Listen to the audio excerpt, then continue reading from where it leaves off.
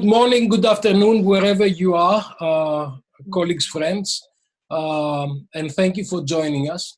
My name is Dimitrios Buhalis, I work in Bournemouth University, and basically I've invited a lot of my friends to come forward and have a conversation with us about what's going to happen in tourism due to the coronavirus crisis and how we are going to be in a position to restart and reignite tourism. This is the hashtag I'm using. I'm using reignite tourism to make sure that the communities can go back and we can go into a new, into the new era. I've invited very good friends from different areas and particularly the Mediterranean region, because the Mediterranean region will be facing a whole range of challenges. Which are not necessarily the same as other countries or other places. It's absolutely critical to understand how we can collaborate at the European level and how we can collaborate in a global level in bringing different things together. We've got with us today very good friends and colleagues, professors from different universities. My good friend Marina Novelli from Brighton University, who's also Italian. Maria Gravari-Barbas in France, in Sorbonne, who's also Greek. Carlos Costa, who is in Portugal and he is Portuguese. We've got Anna Farmaki, who is in Cyprus. And we've got Valeria Minghetti, who is in Venice, in Italy. And then on the second panel, we'll have different people. Before we go to the next stage, I'd like to spend a little bit of time introducing the issue and looking to where I have been, where I've seen that tourism is going to go as a result of COVID.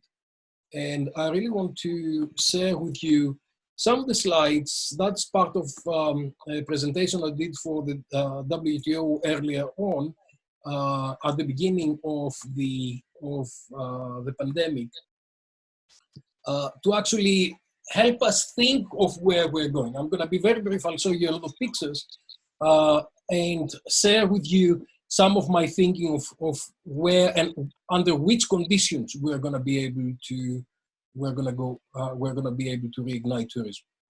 I think this is the first kind of crisis that we've seen the world uniting and coming all together and understanding that this is not an area that someone can actually solve alone. We will need to collaborate and we need to get together. And I'm very grateful to my friends and colleagues for joining me today, because this is exactly what we do. We collaborate and we learn from each other's experience in different countries to see how we can take advantage of what is happening and how we can help our communities and our industry to move forward.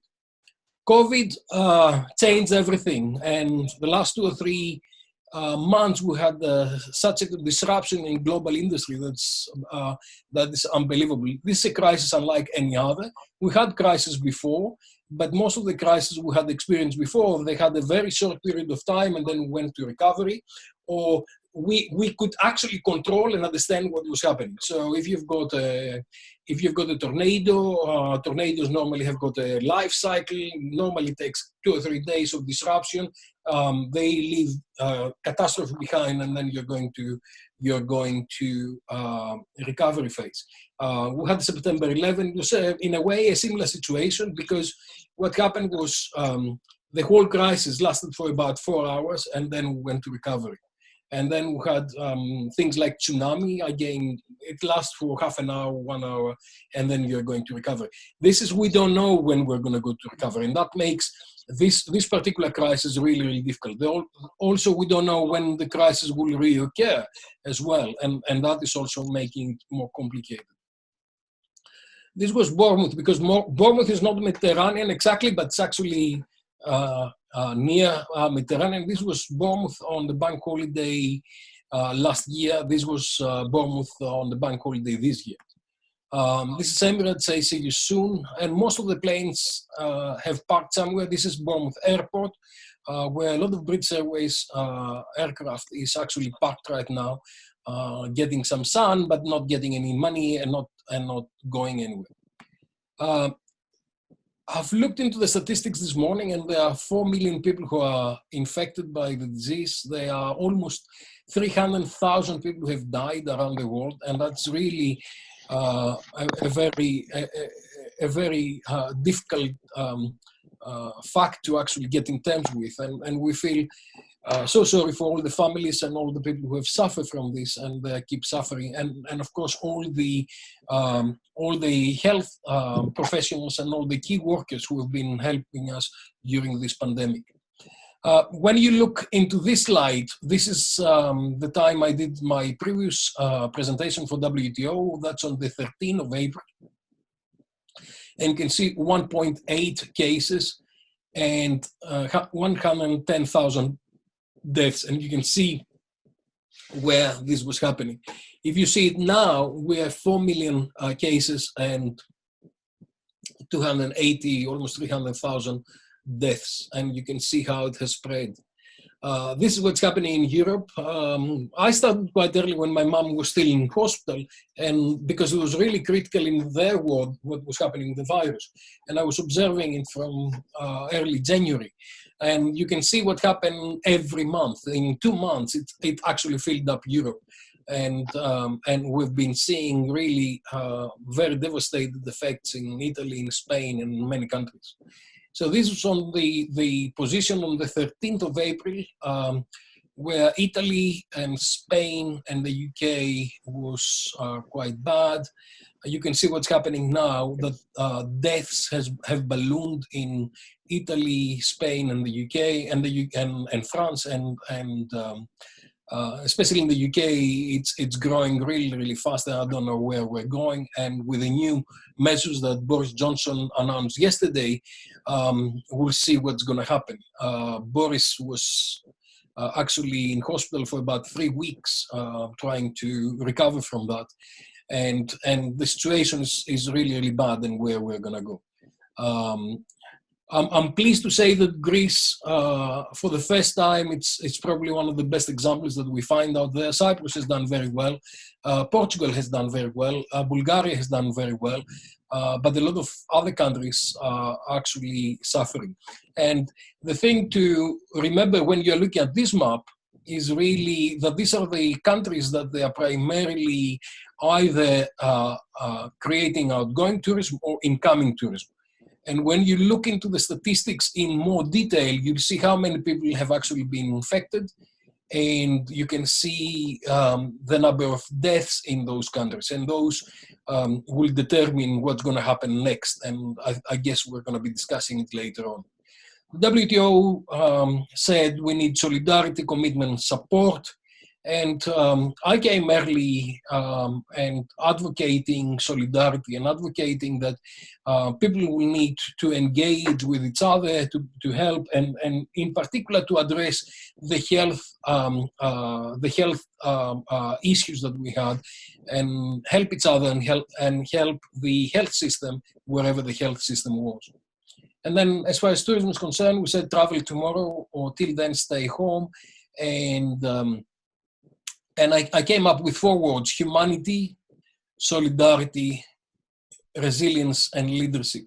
And those 4 words are very, very critical, especially during the crisis, because during the crisis, and when a lot of people are dying, you really need to support the system, and you need to use those kind of things to be able to move forward. And I'm saying that because different countries are in different stages of the crisis. Some of them, they're going out of the crisis. Some of them are still in the peak. I think it's the first opportunity to see where we're going from me to we, and how we need as a community and a society to move forward to the new thing. And during the crisis, I said that we need to look into people first, in terms of codependence and staff and employees and collaborators with safety, food and medical supplies, cleaning equipment support, and to communicate, to show empathy and sympathy to create relationships, to address cancellations and refunds, and re-invite people to dream on how they come to us. And I'm very pleased, and we created with Kyros Asfis, we created the 360 tourism solidarity on Facebook, where we are bringing together all the good things that have happened during this time, and how people created solidarity for a whole range of partners in the community, and the healthcare, and also the communities in need in terms of the elderly, the disabled, the poor, and the marginalized, and to support the society move forward. I think everybody understands that this is the only certainty is uncertainty. And I was watching last night on the news in the UK how people were dealing with the uncertainty and how they're engaging in a whole range of different activities to see where we're going to go in the future. Crisis is predictable, but the response is debatable. And something a lot of my students know is that if you fail to prepare, prepare to fail. And I think we'll be seeing a lot of these things in the future. The good news is that we're alive. Hopefully we're all healthy, and hopefully we'll be able to move to the new era that's coming forward. But the new era is not going to be like the past era, what we left behind. The past is becoming irrelevant, and we need to look forward in a very, very different way. So we will not return to the past. We will not return to where we left tourism, but we will depart into a new future. And I think this new future we'll discuss today on the panel, and colleagues will be explaining what's going to happen in their countries, in their regions, or how they see the future coming forward. Resilience is accepting the new reality, even if it's less good than the one that you had before. So I think a lot of people are still in denial in terms of understanding where we were and where we're going to go in the future. You can fight it and you can do nothing but scream about what you have lost, or you can accept what and try to put together something that's good in the future. And I think this is really critical. And the other thing I've been saying around is that rough seas make great captains. We need to demonstrate leadership, and we need to understand how we can go forward. And I've started the new 4 R's of tourism, if you like, in the post-COVID era, which is Reignite, starting the engine of tourism to run again, refocus on what we do, redesign, and eventually re-engineer. Reignite in terms of starting again the engine and get the industry moving, refocus on what we do, redesign with a new situation, understanding what's the new health requirements and what's the new business requirements, and then eventually re-engineer everything we do to the new environment that we're going to see in the future. I see a lot of people who are jumping to conclusions, but I say we need to go into stages. We need to go on the first stage, which really at the time that we've got the crisis, then the immediate recovery, and then we start looking into longer term.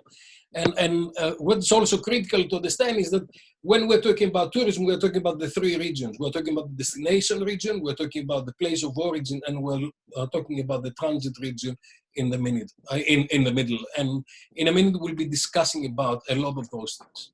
The good things with this crisis is that it does not destroy the beauty of our destination, and it does not destroy the infrastructure. Normally, a lot of crises that we have got, they destroy the infrastructure. So we cannot go back to what we had because hotels or infrastructure is destroyed, so we cannot operate. But a lot of those things will still be in place. So we'll need to start rethinking about products, branding, co-creation, experience, local people, differentiation, and authenticity in order to move forward. I spent a lot of time creating this comprehensive framework, if you like, of strategic response. And what I say is that, okay, during crisis, we need to look after safety, but then gradually we need to start looking to human resources, money strategies, operating process, product proposition, distribution pricing, strategy and competitiveness, and destination strategies. Now, depending on each destination and depending on its market and depending on each type of product, we will need to take forward strategic decisions about what we do. And that is critical, because a lot of people are trying to bring an umbrella strategy for the whole country. That may not work. It may be different regions, different islands, different places operate in different ways depending on their capabilities and infrastructure. I don't have the time to go through each of those things, but I'm working on this to develop as a full report. So nothing much has changed, and everything has changed. So people still want to travel, but they're afraid to travel. And we need to start looking to how we can take forward those initiatives to bring people together with smart solutions.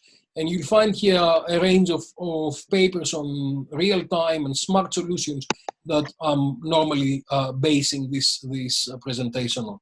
I don't want to spend more time because then I like colleagues to come forward and to have a conversation. And the next presentation will be by Marina, and then we'll have a short statements and a discussion. What you can do is you can send your questions on the question and answer, and then we can have a conversation afterwards. And then after that, we will, and also on my Facebook page, on Professor Dimitrios Buhalis' Facebook page, and so Tiris Varelas, who is helping us with that, is going to send us those into the mainstream. So I'm glad that we've got some like 330 participants on Zoom, and then we've got a lot of participants on Facebook. Marina, you have the floor. Thank you very much for the opportunity, Dimitrios. I was expecting an introduction sharing our ongoing debate about over-tourism. I forgot about it. Yes. So I came prepared purely because, of course, we are in a situation where in the last few months, we have seen a dramatic shift in the conversation that we've been kind of looking at in terms of where we were before this COVID pandemic just put everything on hold.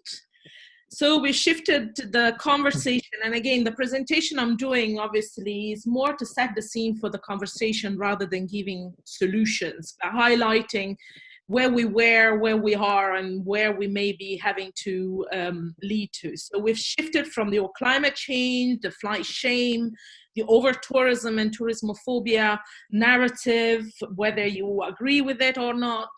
And of course, the situation is that the entire tourism value chain is being dramatically affected, particularly as with the coronavirus outbreak took us into a situation of global halt, and potentially some of the destinations that we are very familiar with in European context, as Dimitrios already highlighted. So one thing which is particularly worrying, and it is obviously the closing of borders, therefore shifting completely the attention from what the general view was about international tourism being at the center of the attention of a lot of the Mediterranean destinations. And I mean, I come from Italy, and from southern Italy, from the Puglia region of Italy. And I know for sure that, for instance, their strategy of the last 3 years has been very much the internationalization. So we are in a situation now where large investment has been placed on how to internationalize the portfolio. And yet now we are in a situation where we need to go back to a situation which is very, very different, focusing primarily on domestic tourism. And this applies to very much every destinations I have heard of so far. And of course, the scenarios that the UNWTO gives us, whether you are located in those destinations or you are located in those in generating countries, of course, doesn't give much of a security. I mean, Dimitrios mentioned the press conference we had here in the UK from Boris Johnson. And of course, this has left a sense of uncertainty, and even more so a level of lack of confidence in a way in the travel, whether it is locally, regionally, or nationally, let alone the whole international context. Of course, we are in a situation where the most vulnerable destinations are indeed in the Mediterranean, Spain, Italy, France. But what we have learned actually, unfortunately, from other epidemic and pandemic, and I can refer particularly to the Ebola crisis because I was involved in some work during that context, whether you did have cases, whether you have cases, or whether you are in proximity of destination who have got cases, the chances of returning to normality are pretty slim. And this is the reality. So unfortunately, though, the shift that we have been seeing so far it's been in many ways negative and positive. Particularly if we look at where I started from in terms of the whole environmental agenda that was very much on our books before this started. And of course, the issue that were before the pandemic, like for instance, I've just included the issue of tourism employment, which has been even further, I would say, the situation has become even more serious, whereby on one side, we've got international development organizations and UN bodies saying that tourism is so important because it generates X amount of jobs in GDP per year. And then we've got on the other side, a tourism sector, which it potentially could be not fit for purpose because of the precariousness, the temporarity of jobs, the 0 hours contract, which is making the sector so vulnerable. And I'm focusing on that rather than the aviation issue, because the aviation and the hospitality has been very much looked from a macro level. But what is missing at the moment is very much the attention to the micro reality of what is really happening in this context.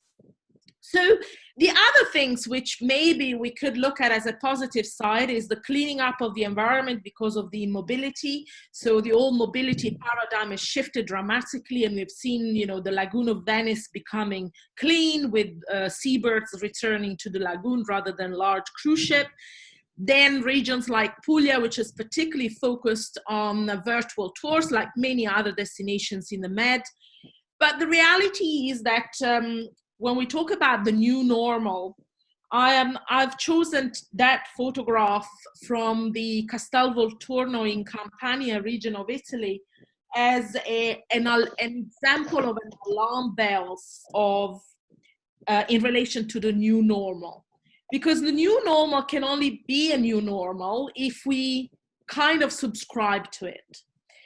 And so in terms of consumer sentiment, I was reading an article a couple of days ago where, which in effect was saying that if you were prone to change your behavior, whether in travel or in your daily life before the pandemic, you might be well placed to enhance this change and potentially become a better person, a better traveler. Reality is, though, that there is also the risk that this shift might lead us to become even more selfish and certainly more prone to take whatever is available. So this is another issue that I would like people to possibly reflect on, because it's all too easy to talk about a new normal. Now, remember before the pandemic, we were struggling about all this debate about how many millions plastic straw were used in all-inclusive resorts around the world, and how could we shift from plastic to whatever macaroon or whatever you use as a replacement. Now try with social distancing and all safety measures. plastic has come back very much in vogue. Masks and gloves are the new wrapping that we will have to wear. So in a way, the shift into these new normal still remains very uncertain. Of course, another issue that we need to think about is that where lots of people are saying that where there is a crisis, very often there's an opportunity. And of course, you know, in the 2008, after the 2000 economic crisis, we had the Airbnb was born. And interestingly enough, although the idea of Airbnb, and I'm emphasizing the word air because it was all about sleeping on an air mattress in the initial period, has obviously created a number of other issues. The virus, what the virus has created is the opportunity to look at how do we revision and de-risk the sector with innovative ideas. So the idea is that we started with the maximizing visitor experience as a main focus, and we have shifted very rapidly on how maximizing visitor safety is. And of course, Airbnb, the hospitality industry, the aviation industry are all launching a number of measures potentially to comply to this. But I would like to highlight this conversation that many of us who are here today, who may be part of a TriNet network, was very much put to the fore. And it made me reflect on what pretty much a lot of us have been in agreement about: the importance of looking at less quantity, more quality, more shared values and better job. And I particularly like the fact what Professor Antonio Paolo Russo from University of Rovira in Virgili in Spain highlighted, is the fact that maybe this is the right time for the tourism industry to lose some weight. And what I mean is to, you know, if you look at using health-related terminology, you know, losing weight sometimes can be good for the health of a person, and so equally for the health of a sector. But in order to do this, we really need to look at public policies and new consensus on what good tourism is. Because if we kind of continue to disagree on what good tourism is, for the sake of our own achievement, I mean, and interestingly, you know, you've probably seen, if you're an academic, the number of special issues on COVID-related call for papers and chapters and the like, which have emerged. Reality is that if we don't start from somewhere having a common agenda, it might become very complex and very even further confusing on how we move forward as a cohesive group of experts. So the idea is to understand, and I'm near completing what I'm trying to say, is about rethinking what we've been working with so far. And sometimes, you know, I hear domestic tourism repeated like a broken disc in whichever context we are operating. But maybe we also need to look at whether there are opportunities to reopen the markets to economic migrants. And I mean, people like myself and Dimitrios are a typical example. We are really hoping that we're going to be able to go back home for our holiday, possibly in our second home or our family home back home. But this is not only about me and Dimitrios. You've seen what has been happening with the German market, asking their government and to negotiate with governments of Spain, for instance, for their second home in the Balearics. And also understanding how the whole shift from a traditional market, what we were used to, could mean, should transition into the next generation. And of course, you know, when we talk about domestic market, interestingly, we need to understand what is it that we are going to be refocusing on. And the reason why I'm putting this is not for mere self-promotion, but is actually sharing a personal experience that may make us reflect.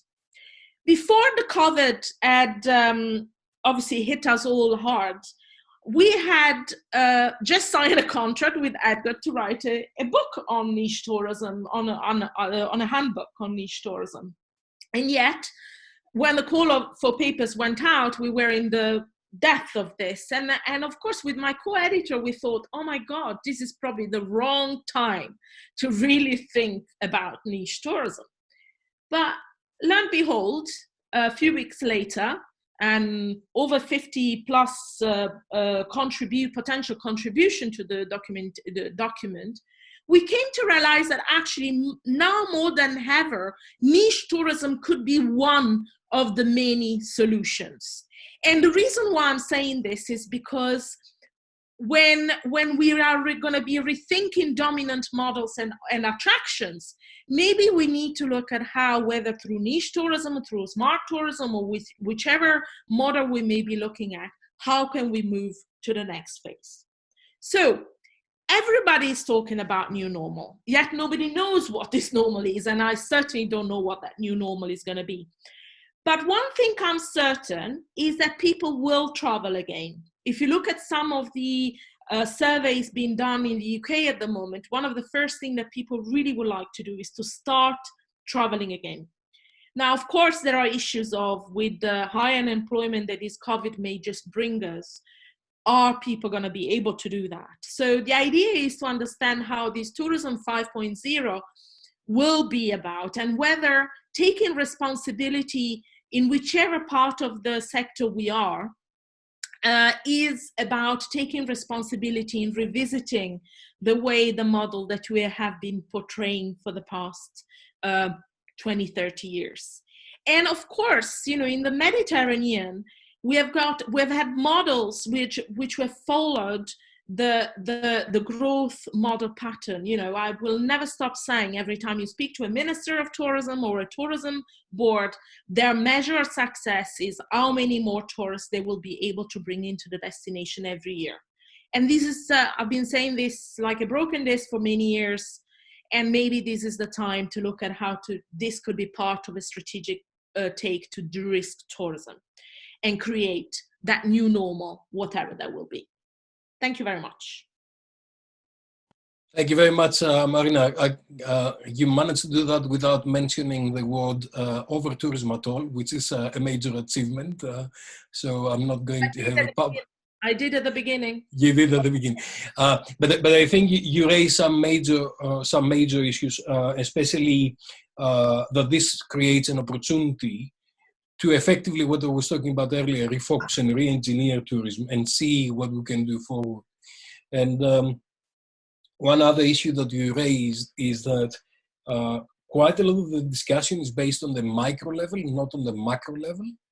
And I'm spending quite a lot of time talking to business around the world about how we can reignite the micro level as well, because this is where a lot of people are really struggling, and especially in many Mediterranean countries where people depend almost exclusively on tourism for developing their livelihood. And for surviving in the future, this is really critical. I was speaking to my friends in Corfu and my friends in Kos and in Rhodes, and they were telling me that 75% of their GDP is depending on tourism. And then I was talking to my friends in Bali, and they had exactly the same situation. And there are a lot of issues about sustainability as well that actually is supported by tourism. Thank you very much, Marina. I think that was thought-provoking, and we'll go back and we'll have a more conversation later on. Our next panelist is Maria Gravari-Barbas, who's a good friend coming from Sorbonne with all her books at the background, a truly academic, that she's going to share her views, and also she'll talk to us about France and the situation that we've got in France. Thank you. Maria. Yes, thanks Dimitri. Dear colleagues, thanks for inviting me. I'm really happy to share this panel with you. I try to share my PowerPoint. Let me just see if it works. I guess it does. Yeah, Wonderful. So yeah, Reignite Mediterranean tourism, and of course, it's very difficult not to speak about this publishing paradigm of 2019-2020. Several books were published on over-tourism, and I guess that we will have tens of books and papers in 2020 about COVID. So those are this is the new theme, in fact, of 2020. This is a picture from the Eiffel Tower. It presents this place as it is right now, or at least as it used to be during the last days, with no anybody, in fact, in the surroundings. So the question is, should we, after this, just reset the button and pass from the 2019 paradigm to the current paradigm? Or should we look for a new tourism ethos, for a new tourism development? And for me, this is the main question, in fact. Reignite Mediterranean and leisure tourism invite us to ask ourselves some questions, eventually envisage crisis as a time for critical thought, imagine post-COVID as something different than business as usual. So as a possibility to critically think about tourism and its futures. And I was very interested to the loss of weight paradigm of Marina. So the question is, reignite or really reinvent?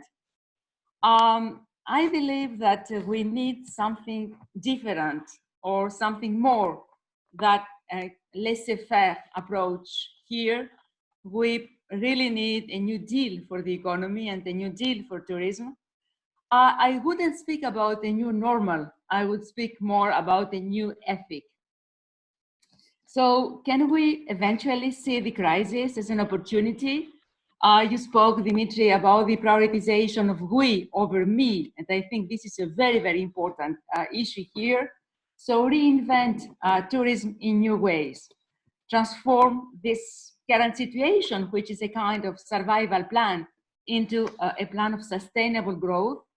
Consider tourism as an engine for other sectors also of the economy, directly or indirectly connected to tourism. I think that this point is very, very important, because we cannot isolate tourism in our different countries. We need to think to tourism in a kind of systematic way, and clearly in a multi-scalar approach, in which, of course, the role of Europe is extremely important. The importance of the state intervention can be determinant. The implication of the tourism stakeholders is also very important. And of course, the responsibility of tourists. And I think that we must see those four factors all together and related one to each other. Speaking about Europe, well, I mean, no need to remind the importance of tourism for Europe. More than 27 million people working directly or indirectly in EU tourism sector. The problem is that a kind of normal, somebody would say, government reflex looks mainly inwards, and the ultimate objective of each state is to protect its own people. Each nation is that adopts solutions that appear best suited for each nation. And the problem is that sometimes we don't really consider our neighbors. Obviously, we cannot find a solution out of this. So we need a better coordination between states. We need coordinated measures to deal with this crisis by EU institutions. And we need, in fact, to consider that EU is a single market, and the single market today is at stake. So it is really crucial for governments to coordinate and for states to safeguard measures in order to address unfair competition. So a clear need for voluntary measures for EU. Of course, there are a lot of measures taken already, and I don't think that we have the time to discuss them very, very precisely here. But of course, there is clearly need for more. And then I will pass it to the importance of state intervention, because the recovery is dependent on the measures and the level of confidence of each country. And in fact, this will really make the difference between the states that will help, and it will help the sector and the other states. I put here a table, which obviously, is not very visible in this screen. You can find the source here. Is on the WTO site. It presents the different measures taken by different countries. And I will eventually insist more on the measures of France. I took here 4 countries as examples. Clearly, we don't have the time to present them in detail, but I really would like to stress the attention on the measures of the French state here, in terms of fiscal policy, in terms of monetary policy, and also in terms of jobs and skills. Just to take the example of fiscal policy, France implemented 3 main axes: an immediate support plan for workers and companies for more than 45 billion euros, loan guarantees for 300 billion euros, 300 million euros, and also a plan to protect threatened companies. And there is also another 2 billions that will go to a solidarity fund for small businesses with less than 1 million euros of annual turnover. Businesses that, due to the crisis, no longer have income, or that have seen their income decrease by at least 70% compared to March last year. So you can see that those measures are really important, and they can really play a very, very important role for the recovery. And of course, in terms of monetary policy, aid of 1,500 euros for smallest enterprises, mobilization of the state for 300 billion, and also of BPI France to guarantee bank cash lines for companies affected by the pandemic, support by the state and the Bank of France. And finally, in terms of jobs and skills, an exceptional and massive mechanism of partial unemployment that has been implemented for all tourism businesses in France and beyond, of course. This does not only concern tourism businesses. So it's very important when we see the landscape of different incentives in different countries to see that really this state help will make the difference. We are not really in a kind of laissez-faire approach. The third point is, of course, the implication of the tourism stakeholders. The capacity and will of a company to focus on preserving the health and the safety of guests will be, of course, the main concern of tourists in the next summer. And of course, the difference will be made by companies that will care about sustainability on a communal, on a personal, and also on environmental level. This will be a very important criterion for the destination. And finally, the fourth point is, of course, the responsibility of tourists themselves, responsibility of tourists or visitors. This probably is more crucial than ever because tourists will be invited to consider alternative, different modes of traveling, to adopt themselves hygiene, so understand the risks they themselves represent for the others, and especially for more vulnerable people. So we need a systematic approach for Mediterranean tourism. It's very, very difficult to consider this in an isolated way in each country. Of course, each country implements a lot of tools and instruments, but this kind of systematic view, I think, is absolutely necessary today. I isolated here 6 points which seem very important to me today. Sustainability, total safety, the local as the new exotic, as it appears now, the deseasonalization and also the reinvention of places, mainly through the reinvention of heritage values, what they call the 3 R's: reflexivity, reactivity, and resilience. And of course, those issues not only focused on tourism, but the importance to connect the tourism to other sectors of the economy and of the society. So tourism beyond tourism, if we can say. Speaking about sustainability, of course, this is today embedded as a core value for tomorrow's tourism growth. Of course, more and more people become sensitive to sustainable growth and development. And this will make probably the difference between destinations. Destinations that will embrace sustainable growth will make a difference in terms of development of green energy projects, of investments that safeguard the national culture and the cultural and natural heritage, and also in terms of regeneration projects that really involve the local communities. And here I will take again the example of the role of the state with an example from France. You maybe know that France, the French state, has decided a very huge help to Air France. The French state granted 7 billion euros of support to Air France in order to face the consequences of the COVID crisis. 4 billion euros of loan guaranteed at 90%, and 3 billion of direct loan. Obviously, this aid is absolutely necessary. I mean, without this help by the French state, the company would expose to the risk of bankruptcy.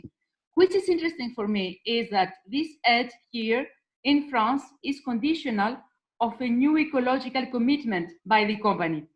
As the French state said, there cannot be state support with French money without a new important ecological commitment by the Air France company. This means, for example, a drastic reduction of domestic flights, where we can find a rail alternative, means for distances less than 2 hours and a half. Also, 50% reduction of the volume of CO emissions on those flights by the end of 2024, and target of 2% sustainable alternative fuels incorporated in aircraft tanks by 2025. So state support to Air France, which is, I repeat it, extremely important for the company, leads progressively also to a new paradigm of mobility on the French territory, and will change probably the patterns of mobility in the French territory. The second point I would like to stress is the safe destination as the utmost criterion now, because health and safety clearly have always been a key prerequisite to choose a destination, but now it becomes extremely important.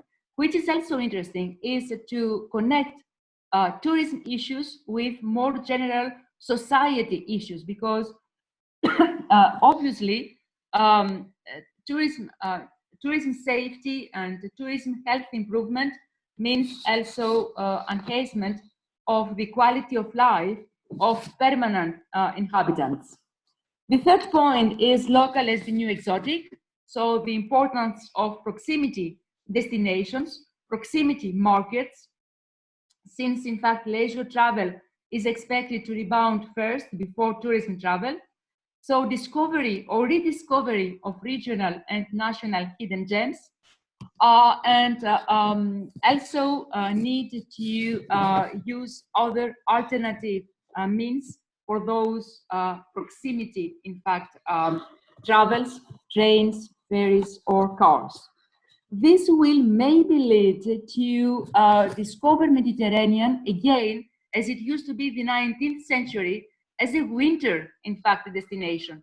So rediscover the winter season as it used to be in the French Riviera in the 19th century. So unveil hidden gems and offer different products of the Mediterranean regions, rediscover the Mediterranean hinterland, mountain areas, etc., etc. And of course, focus on heritage values and heritage seen here in a totally transversal way, cultural and natural heritage, tangible and intangible. And of course, this leads also more or less on a more slow tourism approach.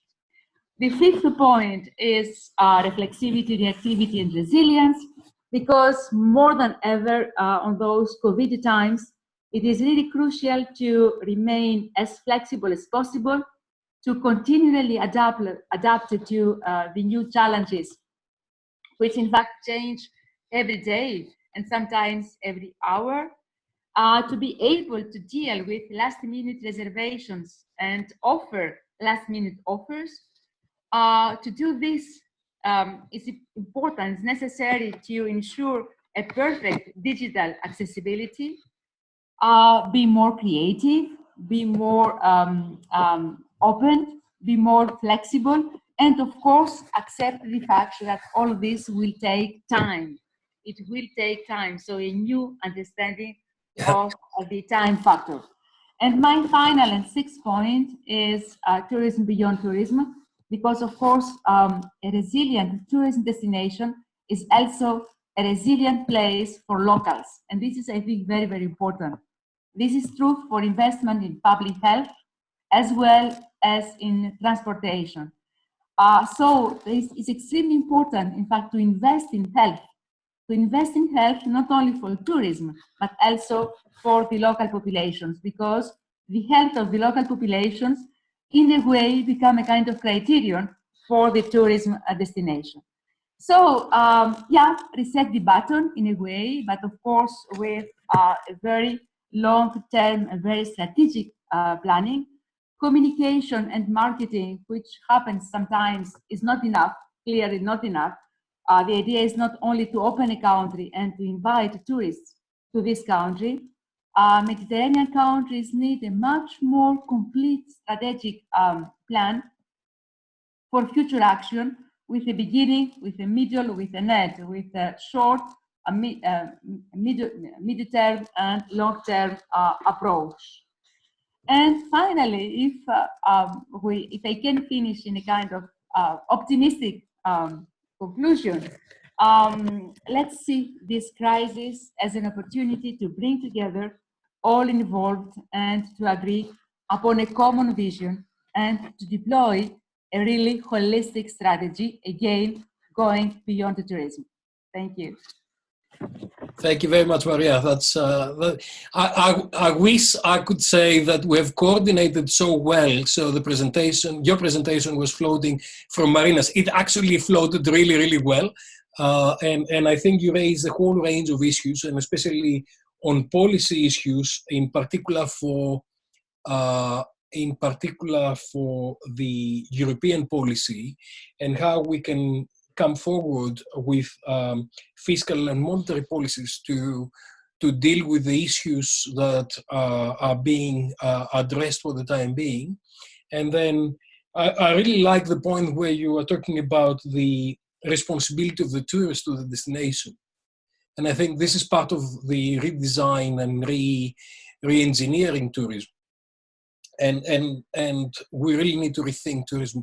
As I said earlier, there are three stages in front of us. So the first one is to get out of the crisis. The second one is really to reignite tourism in terms of getting the engines going. And then we start looking to redesign a little bit of where do we really want to go. And I think given where we are, it's probably, we need to start looking to a strategy for 2030, because 2030 will be 7 or 8 years later. Thank you very much for your presentation. I think it's thought-provoking. I think worked really well with Marina before you.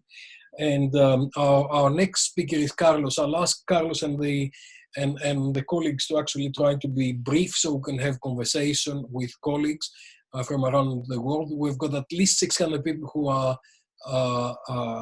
attending this in different channels. We've got 400 people here, and we've got and I've seen names and friends from all the way from New Zealand to Brazil, Thailand, Taiwan, US, and a whole range of different places. So thank you very much. And Carlos, you have the floor, or the screen, rather. Thank you. The screen. Okay, Dimitrios and colleagues, thank you very much for joining us today. I had a problem with my network, so I had to leave the meeting, and I came out again with your name, Dimitrios Buhalis. So my name is Carlos Costa, not Dimitrios, as you can see from the screen. So we will fix it on the go. Let me, yeah, no problem, no problem. So let me tell you a couple of things about the situation we are in Portugal. My presentation is going to be short. And let me start by telling you what is the present situation.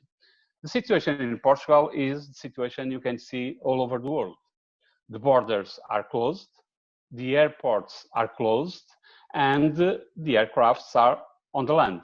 So they are not flying, which is a really strange situation because we are used to see the aircrafts flying, and nowadays they have landed, and so far the airports are still closed. What happened in Portugal is a situation where this is, you know, statistic is coming from the mobile phones, okay? We are counting people by taking into account their mobile phones. So what we have realized is that people, and with the lockdown, people disappeared from places like beaches, parks, and gardens. So have a look on this curve, and you will realize that the human geography, as we may say, has changed completely. People used to be in the town center, people used to go out, and nowadays they are, of course, in the houses. Even if during the last week, the state of emergency has been lifted in Portugal, but people are still very cautious about what is going on. Let's have a look on this. For instance, restaurants, cafes, and shopping. Again, the economic activity is completely stopped. And what we see is that, again, people are in the houses and they are not consuming at all. Supermarkets and drugstores, it's the same situation. Even if the supermarkets and the drugstores are still open, of course, but what we used to have used to be, you know, families going to these shopping centers, to the supermarkets, and nowadays what we do is, even yesterday I did that, I went to the supermarket and I was wearing a mask and I was wearing plastic gloves, and therefore I was protecting myself from, you know, from the virus, and we could see people doing the same in this country. So people are very cautious and they are fully aware of what is going on. The restaurants, one of the key areas in tourism, they are completely closed. We have 75% of the restaurants completely closed, and the remaining 25%, they are fighting to sell in, you know, some food in a system of takeaway. So people are buying and people are delivering at home, but their economic activity is very, very low. They are making what, maybe 5%, 10% of what they used to do before. When it comes to the pandemic, the situation in Portugal, we can't complain that much. I mean, thank God we did not have what this chaos that happened, unfortunately, in Spain, Italy, in France, in the UK, and maybe because we also have one neighbor, which is Spain. And when we realized that situation was really bad, we, the government, decided to close the border, and therefore, the pandemic in Portugal has been managed, I would say, in a proper way. And we were also lucky, of course, with the whole situation. Have a look on the blue and the brownish lines. We are talking about people in a hospital, in intensive care, and the number of people in intensive care has gone down. People in the hospital, overall, it has also gone down. When it comes to the growth rates of deaths and the growth rates of new cases, the situation is progressing in a very good way in Portugal. Even yesterday, we had less than 10 people who died from coronavirus, and we had around 200 new cases of infection cases, which is rather good when compared to other places. So what is going to happen in the near future, in the days ahead? The first news comes from Forbes. I mean, Portugal has been managing the situation in a proper way, I would say, and the magazine Forbes has been, you know, pointing out about some of the places in the world that will be safe in the future, because our National Health Service has played a very important role, and it has shown to be resilient, and Portugal is seen as a safe and secure country, a place that maybe in the future may have a bright future. The second thing is what is going to do what we are doing right now and for the near future. So the first thing is critically, of course, social distancing. Social distancing is to be in our minds. Masks will be wear, of course, and borders control will be around for the near future. Second things, major events, crowds, they will be forbidden this summer. In particular, music festivals, markets of handicrafts, and tourism markets and shows. So all these events will be forbidden in the near future. Restaurants will reopen, but we still doubt whether people will go there. Of course, that, and I'm going to show in a while, we have been introducing a kind of certificates, quality, and certificates of safety, but the government, what the government says is they have to operate in half or 1/3 of their capacity. So this is what is going to happen in the future. Marina has already shown a couple of figures and photographs of what the future may look like, and this is what we are going to do in our restaurants. We will be introducing very tight controls. Then certifications of safety and quality. This is what the Portuguese government is doing right now, and this applies for hotels or, generally speaking, accommodation and restaurants. Then beaches. What the government is planning to do is, can you imagine this? They will be establishing fences, and they will be controlling the number of people allowed to go on the beach.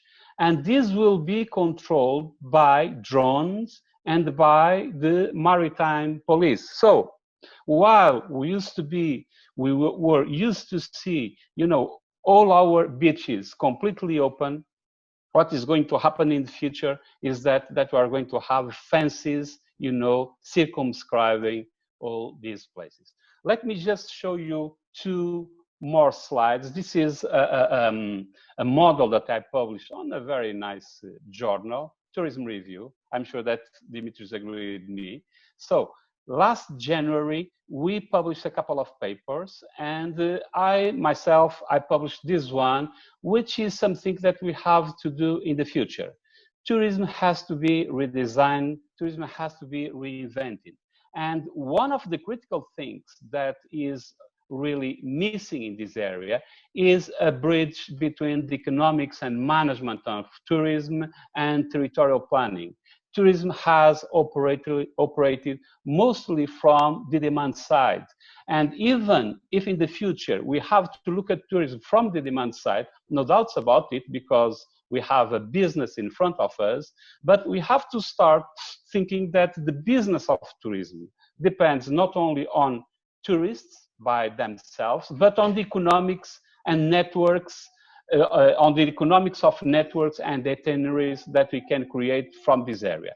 Also, we have to look at from the demand side in terms of capacity, development, and experience and brand love hospitality. So this thing that we can see on the top of the model has to be bridged with the second part, which is right on the bottom, which is about territorial planning.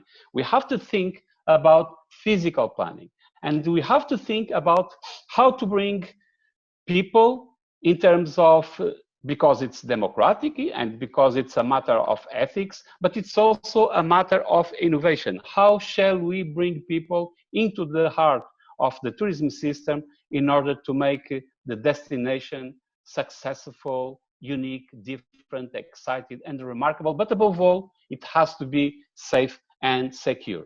Last one, let's think about what we can see here in front of us. This is a sociometric analysis that we carried out in a place in northern part of Portugal. We have figures like this all over the country. And basically, what we have to think is about the operation management of the tourism sector.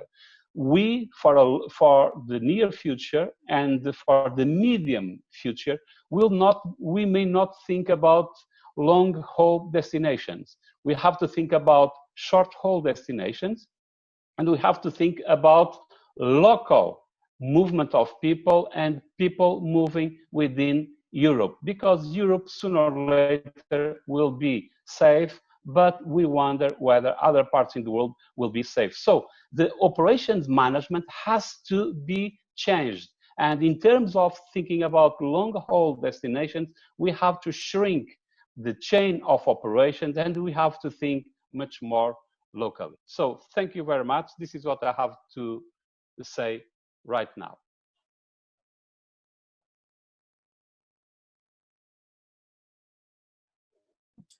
Thank you, Carlos. Really appreciate that. You can see a planner, right? You can see a planner, an experienced planner who's been working on this for a long time. But I think from what Carlos is bringing to the table is really very important, is how can we go to the next stage? And planning so far was really about resources and sustainability and engaging all the stakeholders. And I think gradually one of the aspect that we took for granted so far, safety, security, is now becoming at the front. So this is going to be critical in terms of what we're going to be focusing in the immediate future. And there's an issue about countries that they've managed well the crisis and countries that they haven't managed well the crisis. And how many people in the population have been infected by the virus? And I think that's really critical. I'm really interested on what Portugal is going to do on the beach and the drones and how they're going to control that. Carlos, do we know when Portugal is going to allow foreign tourists to come in? And is the government allowing charter flights to go to Algarve and to the beach? Not yet, Dimitrios. What the government is saying is that we have to move slowly, and we have to be sure that we don't have a second wave of infections in this country. That is what we are really afraid of. Because when they look at, for instance, Korea, Singapore, and other places, what people are expecting is a second wave of infections. So we also have to take in account that our neighbors are the Atlantic Ocean from the east side, and Spain from the east side, and the Atlantic Ocean from the western side. So Spain is still in trouble, and therefore the territorial border has to be kept for a while. And as far as the airports are concerned, you know, we have been implementing very tight measures in Lisbon, and Porto is almost not operating at all. And Algarve is out of the race so far. And even in Madeira, they have almost closed. So this is what we should expect in the near future. Do you have a date for when restaurants are going to open, for example? Yes, they will open now in second half of May. And yeah, they're all operating only with the takeaway services, but people are afraid of going there. You know, people go there and wearing masks and all these sort of things. So is there any like we are in a war? I mean, Boris Johnson announced yesterday that some hospitality companies and restaurants and hotels, he didn't specifically say, is that they're going to open in the UK from July if things go well. Do you have a date that do you have a plan for Portugal? Yeah, the state of emergency has already been lifted. And okay. What they say is that now we have a state where we are in a transition phase where we should be fully aware of what is going on, both within the country and outside the country. But slowly, the economic activity is reopening, and restaurants will open in second half of May. This is what is expected. And then in June, there will be a fully reopen of this country. June. Let's hope so. Portugal I cannot wait to come to Portugal to see you and also get some wine because I'm running low, but you better come. Okay, thank you, Carlos. Our you next speaker is coming from Cyprus. Anna Farmaki is going to tell us what Cyprus is doing to progress the post-COVID tourism. Cyprus has done very well so far, so and is talking to several other countries about bilateral agreements. So they're talking to Greece and they're talking to some other countries in order to take things forward. And I cannot not mention what you've got behind you, Anna, because you are blessed with the beautiful painting at the back. Thank you, Anna. So I will take a different approach. I don't have a presentation to present, so I will just basically give a brief discussion of what has been going on in Cyprus. Like you said, we are in a relatively better position compared to other Mediterranean countries, maybe because we are an island, a bit more isolated, also because the government has taken drastic measures following the model that Carlos also explained. Hotels have closed down, retail stores, restaurants, schools, everything has closed down. And now the government has taken the decision to ease the restrictions. So at the moment, we are going through this challenging and important transitional phase because schools will reopen very soon. And we see that retail stores have also opened. So we need to see during these last 2 weeks that are coming up, what will happen, because I think this will signal what needs to be done in the future. Now, I've spent the weekend trying to read articles related to the measures that the government is taking in terms of tourism. And there is a plethora of articles in newspapers, citing various opinions. There are webinars that are being organized by the Ministry of Tourism. But in all of the things that I have read, I haven't read a concrete decision in terms of what will happen in the near future. And I completely understand the side of the government on this point, because if the government makes a decision at the moment as to what should be done, it will be criticized that its decisions are premature. Because like you said before, you know, we live in very uncertain times. If the government doesn't do anything and you know, takes a more, let's say, reluctant approach in terms of making some decisions, then it might again be accused of, you know, not having been reactive enough. Now, what I have taken from the things that I have heard from colleagues and from policymakers and so on, is that we need to wait these 2 weeks to pass to see, entering June, how the situation will be, and then after reassessing the situation, decide what will be done with the tourism industry, which is the main, you know, foundation of our economy. So I think there are two things that we need to consider here. The immediate short-term activities that need to be done, or decisions that need to be taken, provided that the situation will not turn for the worse, and then the long-term aspects. And you know, I think we've heard some wonderful ideas from Marina and from Maria in terms of, you know, the long-term aspects and the future of tourism. So short-term, what we know in Cyprus is that funding will be given in the form of benefits to hotel employees. Of course, we do have employees now that are complaining, saying that you know, due to the seasonality of the industry, we are unemployed for 6 months. So how can we survive with a benefit which will be more or less 50% of our salary for the rest of the 6 months? So this is an issue that goes back to the nature of the product of Cyprus, the tourist product, which is very seasonal. I've heard various opinions in terms of the operational standards of hotels, for instance, leaving a 24 gap between checkout and check-in, using specific cleaning products, trying to encourage contactless check-in. There's also discussion in terms of opening the airport mid-June. And something that came from policymakers in terms of suggestions is that perhaps we can target neighboring countries, because the key target markets of Cyprus, Russia, UK, and Germany, have been badly hit. So I don't see the tourism season operating as it was.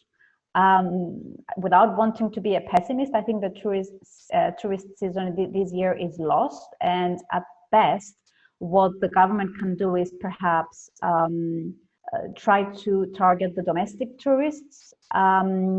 It's really, really premature to say what can be done in terms of international travel, because another question is, if tourists will be allowed to travel, what about the quarantine, self-quarantine rules? You know, how will this be done? I read that in the UK, Boris Johnson said that people entering the UK will need to quarantine themselves for 2 weeks. So how will tourism evolve within these restrictions? This is a critical question. Now, what I know is that the large hotel units in Cyprus will not open for this season. So 5-star luxury large hotels find it financially not cost effective to open, so they will reopen in the best case scenario in March 2021. So this is why I'm saying that I'm a bit pessimist in terms of the tourist season at the moment. But I do believe that this situation highlights the need to be more proactive generally, something that we are not very good at, I think, in Cyprus. We need to start thinking of the long-term developmental and planning aspects of the Cyprus tourism industry. And I think we go back to the phrase, if you put all of your eggs in one basket, then you're following a risky approach. So in Cyprus, we have seen a financial crisis in 2013, which in a way justified the rather unsustainable large-scale luxury development that we have been following in the last decade. So perhaps we need to take a step back and ask ourselves, what can we learn from this situation? And perhaps try to see if we can offer a variety of tourist products that will also include niche tourism, rather than fall back on this packaged or all-inclusive mass tourism type of tourism. I think there are great opportunities that require boldness. And I'm very much afraid that once the dust settles, because this too shall pass at some point, I'm afraid that we're going to go back to easy money, fast money, and usually that happens with large-scale mass tourism. So I would advise the tourism authorities here to be very, very cautious, not just in what they will do now in the next couple of weeks, but also try to take lessons from this and try to see how we can, as an island that depends on tourism, become perhaps more resilient overall by following more sustainable development of tourism. But perhaps investing in more alternative tourism forms, but also in a more synergetic developmental approach. Like you said, something that has been discussed is perhaps developing some networks and partnerships with other destinations. So there are opportunities that we can exploit, but these require bold decisions. Thank you. Thank you, Anna. You raise a whole range of issues in terms of operational, strategic, and longer term. And I think you're absolutely right to kind of break it into different stages, because I think the first issue is, when do we actually manage to reignite the destinations, and when can we see people coming through the door? Has Cyprus announced a day of allowing tourists to come in without quarantine? They have announced that most likely, provided that the situation will remain as it is, that the airport will open mid-June. But I do not see the target markets of Cyprus returning for this season. The British and the Russians are definitely out of the questions. I heard a second wave of coronavirus cases is now happening in Germany. So I think we can scrap Germany off. I did hear the idea of targeting Israel, which is a neighboring country. And, for me, this is something that should have been done earlier on. We do have Israeli tourists, of course, coming throughout the years, but we need to target neighboring countries in the Middle East and in the Arab world, I think, more strongly. And another issue that needs to be discussed, and I was discussing this with a colleague, is in terms of operational standards, how will this 24-hour gap between checkout and check-in work when Cyprus, to a great extent, relies on tour operators? And we know how tour operators work. They bring in the aircraft, they unload it, load it, and then it goes back again. So there are various issues that need to be considered.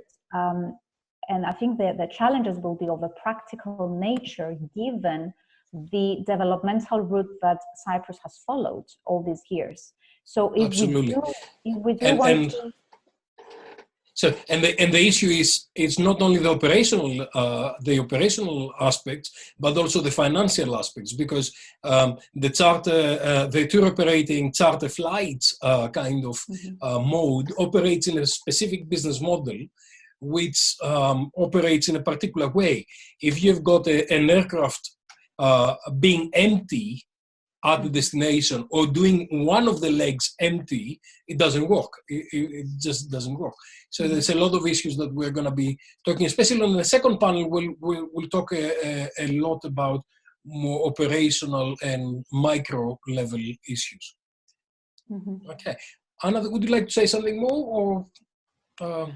I think the previous speakers have covered some great ideas that we have heard. And I do hope that some of this will materialize, because this situation, if anything, has shown us, that we are given an opportunity where we went to square zero in a way. So we're back to basics. Let's take this opportunity, be bold, and try to change, not just redevelop by redeveloping on the existing foundations, but let's change the foundations and try to be bold and bring some substantial changes in an industry that needs changes. Thank you very much. I think we'll be discussing a lot about redesign and re-engineering towards 2030, because I think inevitably we'll be looking to that. Having said that, a lot of the conversations, academic conversations that I hear do not necessarily take advantage of a lot of the issues in terms of infrastructure, investment, and what's happening in the marketplace. So I think it's a really more complicated kind of thing. And I'm really keen to trying to help the sector reignite, start, and then have these conversations, because those will take us forward. Thank you very much, Anna. But something that is quite interesting, Claire Grelier is saying, what do you think about the future of sharing economy? And I guess what is going to happen as a result of COVID to Airbnb, and even the fear of sharing with all social distancing measures. Who would like to take that? Marina, do you like to take that? What do you think that the sharing economy, how is the sharing economy is going to be affected by the situation? Well, I think there will be various scenarios. I mean, obviously, I would look at the sharing economy in its entirety, because very often we make the mistake of associating sharing economy with Airbnb, and Airbnb, let's say, taking the stick for a lot of practice, which are very much associated with the broader context of the sharing economy. I think there might be two very blatant reaction. I mean, obviously the social distancing will require potentially a number of measures to be put in place.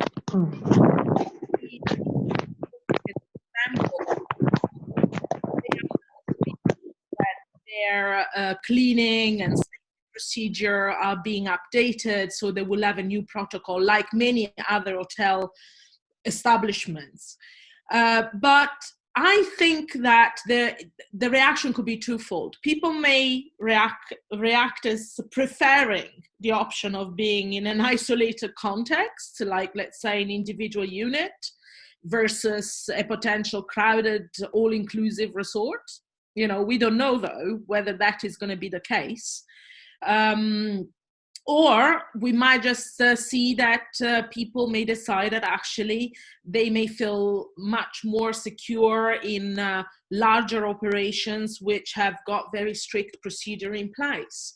So I think it's too early to say, but one thing we need to be very, very careful is to have a blanket approach in the way we establish policy and practice across the hospitality sector, being this based on share economy principles or macro operations such as the big hotel chains. So, you know, all in all, my answer would be we need to be very careful to just identify specific organizations as being holding, you know, the magic stick to how this is going to be reflected in the future. Our next colleague and friend is Dr. Valeria Minghetti, who is a very good friend of mine from Italy, from CISET in Venice. And I know that her region has actually been really, really badly hit in this kind of situation. And I'm sure that Valeria will share with us what's happening and how we can take things forward. Valeria. In Italy, we have passed the first week of phase 2 with the reopening of factories and some retail activities. So the next important turning point will be the 18th of May, when all the retail activities will reopen and also museums. And people can move all over the territory.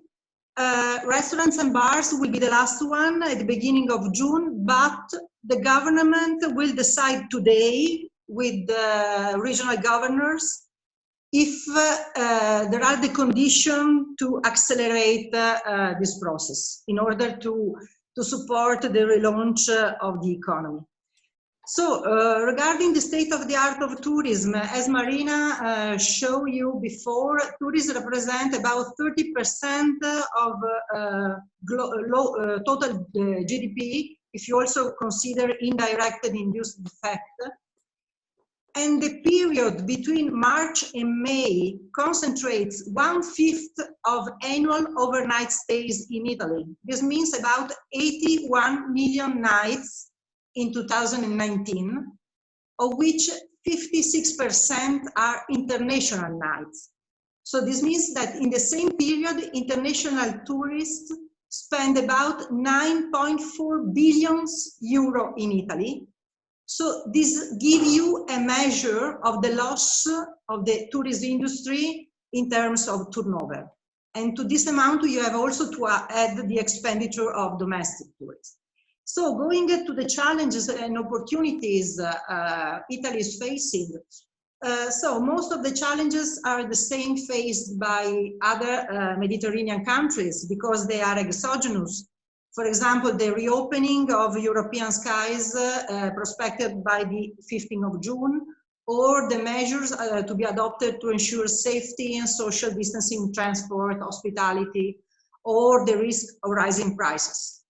There are also some shared challenges, such as the need to support tourist business with a set of measures, economic, fiscal, social, as well the tourists' wish to travel and their concern about security and safety.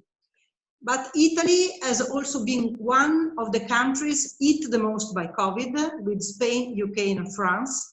So we have also to consider the barriers put by some neighboring countries like Austria and Switzerland, or the rule of 15 days isolation imposed by some countries to residents having spent some time in Italy.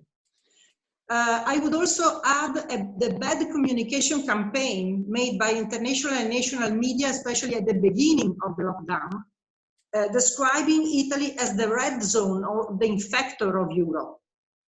And this even if the country received many evidences of solidarity and affection from all around the world through traditional and social media. But, this not means that I would go on a holiday in Italy there in the next month, okay? So solidarity does not mean that I would go. Regarding opportunities, Italy is one of the Mediterranean countries where domestic tourism is stronger, is about 50% of the total market, and where outbound tourism account for less than 25% of total trips made by Italians. So this means that even if other Mediterranean countries are credited to restart soon because they have successfully managed the pandemic, like Carlos or you, Dimitrios, said, like Greece, Portugal, or Cyprus, those countries are more dependent on foreign tourists than Italy. This implies that the impact of transport restriction will be higher, especially for islands. In addition, being dependent on foreign tourists also pose a series of issues regarding the safety of both tourists and residents. Anyway, according to the data provided by Sojourn, which is a provider of data-driven traveling marketing solution, in April, the search of flight to Italy having departure from April 2020 to March 2021, made from both international and national market, have shown a significant dynamics in comparison to the same period of the last year, even if the searches in absolute values are considerably lower. So finally, how Italy will or should reignite tourism. According to this consideration and also to the trend emerging at international level, we can say that Italy can try to relaunch the situation, first of all, focusing on the promotion of staycation and proximity tourism, especially in the short term, trying to attract also Italians who are used to holidaying abroad. This may not compensate the loss of foreign tourism, but it can help. And it is also a great opportunity for business and destination to gain or regain new clients. This is what the Ministry of Culture and Tourism and also regional government are pushing the most, actually, also with a plan of incentive to families. This decision could also imply the strong competition among the regions and the need of effective strategies to reshape local product and experiences according to new tourist attitudes. Second aspect, to extend the length of the summer season to September, October, and also deseasonalization like other panelists have highlighted before me. Third aspect, working on maintaining the relationship with the foreign tourists, first of all, with those who already spend holiday in Italy and live in neighboring countries. German-speaking countries are the first clients for Italy, and according to what's stated by some tourism operator, those people who book year for year have generally not cancelled their reservation, but they are waiting to understand if they can come in Italy or not. But also, Italy also needs to plan an effective communication campaign to reassure tourists around the world that the country is doing everything to ensure them a safe and enjoyable holiday. So we have to invest in trust in order to maintain our positioning in international market.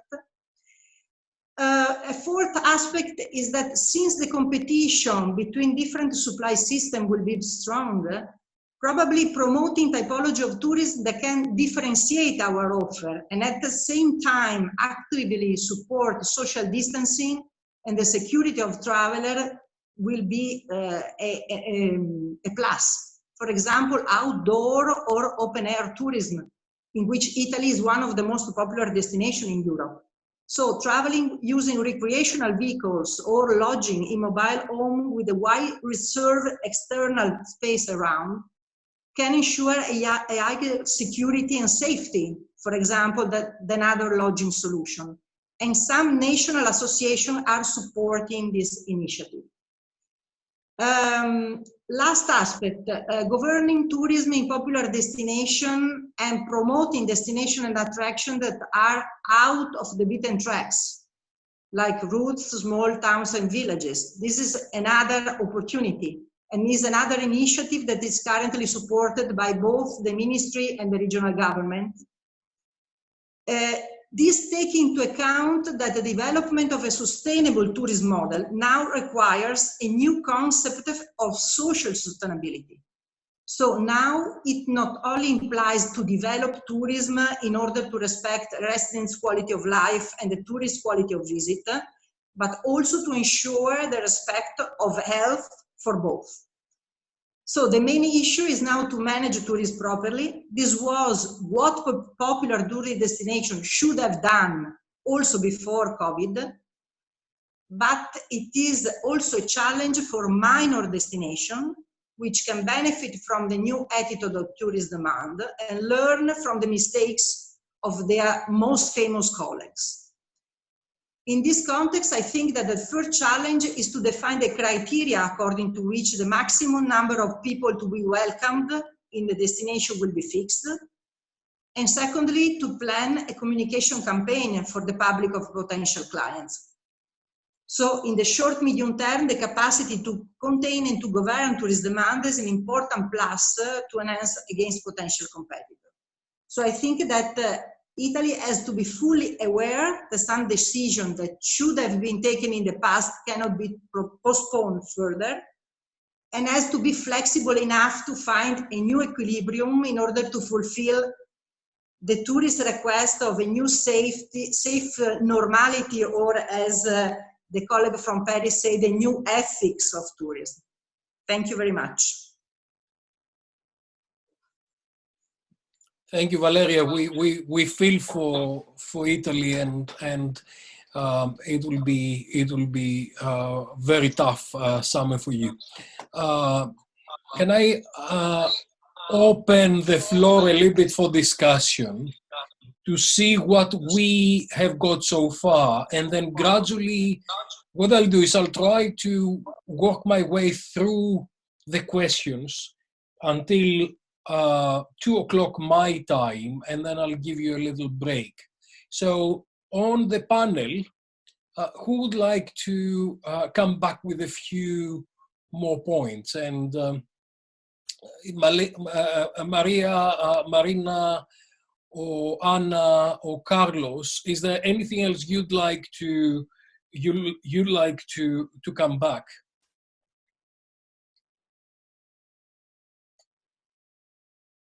If not, I'll go to questions directly.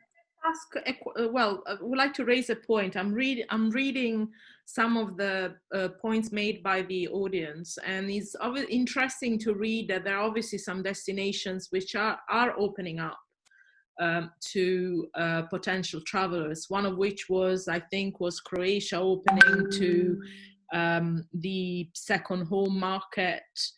And of course, you know, those destinations which have been less affected. But what is evident is that there is a lack of clarity in the level of safety implemented in those destinations. Because if there are no self-quarantine in place, if there are no potential connectivity enabled apart from possibly land or sea-based connectivity, how are destinations actually able to implement this? And I wonder whether Carlos has any point maybe in relation to what is happening in Portugal, which is amongst us, seems to be the destinations which is more likely to open closer to in terms of time. And how do you ensure safety for the population of the destination? I think Marina, you're absolutely right, and I think one of the critical aspects will be the health readiness of destinations before we go into that. I'm sure that Portugal has done much better planning than a lot of other people. So, Carlos, would you like to tell us what's happening in Portugal as far as and the other thing I'd like to say, there is a matter of geography into this thing. Okay, I love Portugal, and Portugal is a 2 hours country, I keep saying.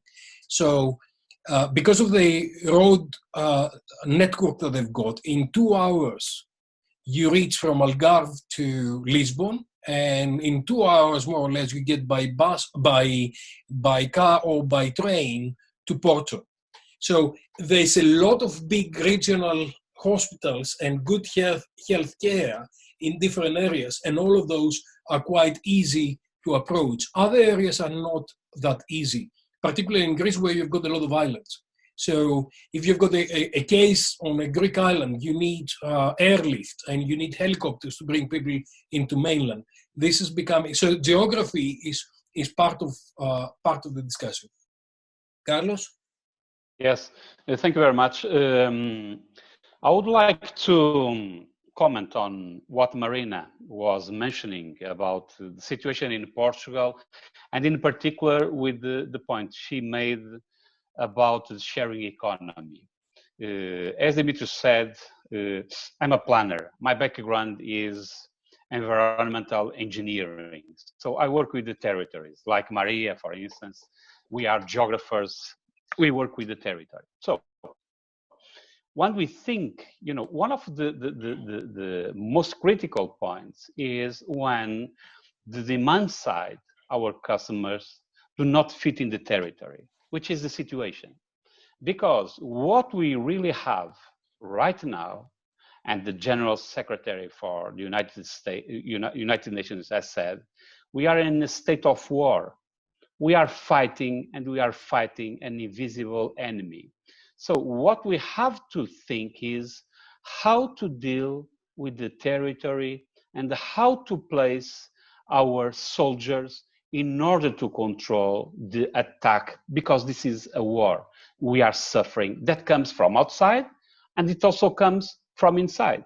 So there was a question, Victoria, and I have already answered one of the questions in the panel, the questions and answers, and she was saying, well, Carlos, you are canceling all these events in Portugal, and what do the business think about that? And let me be very clear about this. What we have to do is protect people right now. The first thing is to protect people. You know, we always have these press conferences at lunchtime, and Portugal has just had a new one today. And thank God we have only 9 deaths and 98 new infections. And why? Because we stopped the economic activity for the last 2 months. We are not afraid of this. Of course, that, you know, the hoteliers, hotels, restaurants, and businesses were saying, well, this is bad for our business. But at the same time, they knew that the situation could be even worse if we were not stopping the whole thing. So let me again tell you this. This is about operations management. This is about logistics. And of course that we can't stop everything and say, who cares about the business? No, we have to change the emphasis, and we have to change the way we look at business. Because, of course, that if we protect ourselves first, and we are not talking only about countries, for instance, in Italy and in Spain, we have some places where the situation is really bad, but other places where the situation is not that bad as that. So what we have to do is to approach this from a territorial point of view. It could be the country, or it could be a region. And from that point of view, even I also have a couple of webinars here in Portugal, and a former minister of industry said, look, what we have to do is to shrink the business chain. Because we have to shrink. Why? Because we'll be closing the borders. Okay. So if we protect the country, then the country will become safe. So it's time to expand the domestic tourism. That is the first thing. But people will not be flying this country, as Dimitrios was saying. Of course, that we are still afraid of even going to our airports. I'm not going to be in an airport for the next months. So what I'm planning to do, what the Portuguese are planning to do, is to drive. And Portugal, it's a rather small country, 2-3 hours you can drive, and we can have, this is also a great opportunity to the Portuguese inland, because, you know, we have all these less developed regions, and therefore what's going to happen in the near future is that people will not go to Algarve even if they will be coming out with very attractive prices. But look, there's the price of your health. So what people will do is they will move into low density areas. And this is the new geography. And this new geography, from a territorial point of view, has to be put in a context of the economics, of the new economics and of new management. So again, we have to shrink the business chain. We have to make all these businesses safe, and then slowly we'll start opening the borders, even because I'm sure that the Spanish don't want us to go there. And I can see Eduardo from here, our neighbors, beautiful neighbors, very nice people, but also right now we don't want also to move into Spain because Spain is dangerous. Also in Portugal, some regions, the northern part of Portugal is very dangerous. We have a number of cases there and it's still dangerous. While Alentejo is low density region, we can move into this area. So it's about, and Maria can also pop into this area because this is very much about the geography. We are talking about human geography. Let's move back to basics. It's about human geography and it's about physical geography. Absolutely. And what is critical is especially countries that they've got different destinations in different regions, that they need to understand, they need to understand safety, security, and health infrastructure per region and plan for that in that kind of effect. I can see Maria smiling, so she would like to come in. Well, yes, I totally agree with what you said, and with Carlos' remarks. We would never imagine a few months ago that frontiers would be again so important, and not only national frontiers, but also regional ones. You know that in France, we do have the situation with 3 types of regions, yellow, orange, and red. And I live in a red region, which is the Parisian, in fact, the region. And obviously, this creates those internal frontiers with specific regulations, and obviously specific also projects. You spoke, Carlos, about shrinking the chain, and this is what happens, in fact, in the Ile-de-France, the Parisian region, in a diameter of 100 kilometers. This is, in fact, the possibility that people is given today. I mean, move around this 100 kilometer radius. And obviously, this is not only about national and domestic tourism. This is also about local tourism. It's about regional tourism. So all those issues about what we've been discussing as geographers, can we speak about the tourism in a proximity which is so close, less than 100 kilometers. Now, in the current situation, this becomes totally different, and it changes also the ways that we are understanding tourism. And yeah, of course, I mean, cars and trains will become again much more important. The national train company announced that they will be able to offer 100% of the trains again in the coming weeks, but clearly in a different way. I mean, the number of seats that will be offered will not be the total number of seats, so not the full occupancy. This means obviously that there are a lot of repercussions in terms not only of the tourism product, which is regionally redefined, but also in terms of pricing, in terms of accessibility, etc., etc. Thank you, Maria. Look, guys, we've got lots and lots of questions. I don't know how we're going to manage all of them, but let me start with especially those people who are very far away. So Sama Nanjin from Nankai University in China is saying that COVID-19 crisis has greatly affected tourism travel behavior. And I think, Maria, you mentioned about the responsibility of travelers. What would be the strategies to regain the tourism travel confidence? How can we get the confidence of the travelers, and how can we get them to behave in a responsible way, because they can be potentially part of the problem. Well, Maria? yes, of course, and those two aspects are totally related. I mean, the most welcome destinations today are totally safe destinations. This means that safety becomes really the most important criterion to decide to go to a place. This used to be the same in the past, and of course safety was always important, but now it becomes absolutely crucial. So healthy regulations are clearly important for locals and for tourists, and I think this should be really articulated. Could we imagine in the past that the conditions of our hospitals are so strongly related to tourism? Now this becomes the case. I mean, if we really do have healthy hospitals, we can eventually pretend to open a country, to open a region. So this is one of the aspects, means how in fact the health situation in a country becomes important for tourism. And of course, aware tourists are extremely important, because they can be, without of course willing, they can be dangerous for local populations. And this is a problem, because we spoke about tourismophobia related to over-tourism in the past years. Nobody wants to see again tourismophobia related today to health reasons.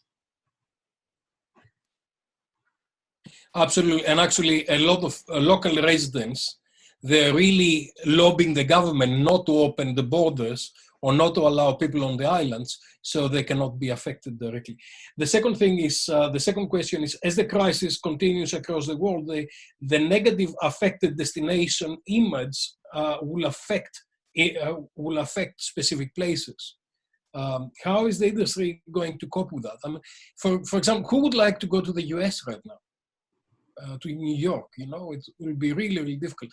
But the issue is the impact of COVID on destination image and how we can actually address that. Anna, how can you improve? I mean, some countries like Cyprus, Greece, Portugal, Bulgaria has got positive image right now because of the situation. Some other regions are in a much more difficult situation. Mm-hmm. Well, I think Cyprus is doing relatively well in terms of competing destinations in the Mediterranean. Does have an opportunity to promote itself, you know, as a safe destination. But having said that, it really depends on how travel can resume, when it will resume, and under which restrictions this may happen. But I do agree that I think now safety needs to be redefined generally in terms of destination image within the context of not just security, but also hygiene. I mean, we saw the industry implementing changes after 9/11 in terms of security, but now I think we need to start thinking about how these changes can be implemented at an operational level in terms of hygiene as well. And clearly, you know, the destinations that will benefit first, you know, once the situation permits, will be those that will be regarded more safe. Thank you. And on the second panel, we'll be more focused on micro level, so we'll have a conversation on there as well. And Alex is smiling because he will be talking about these things. I'm just picking up the secret recipe to ensure that governments and regional authorities and private sector can join forces to agree the country's tourism product as a national and local level, and collaborate towards branding and marketing initiatives. Wow. I think we are getting to a situation where we are looking to planning and development and strategy from the beginning for the first time. And I think one of the benefits of the crisis is it brought tourism, and actually in the next 2 to 3 months it will bring tourism on the forefront of everything we do, because the next crisis will be humanitarian and economic, and tourism will be absolutely critical in bringing those things forward. So this is from Dimitrios Paleogiannis, and it's basically how do we agree between all the stakeholders. Marina? Answer that, actually. I think we need to take a little step back.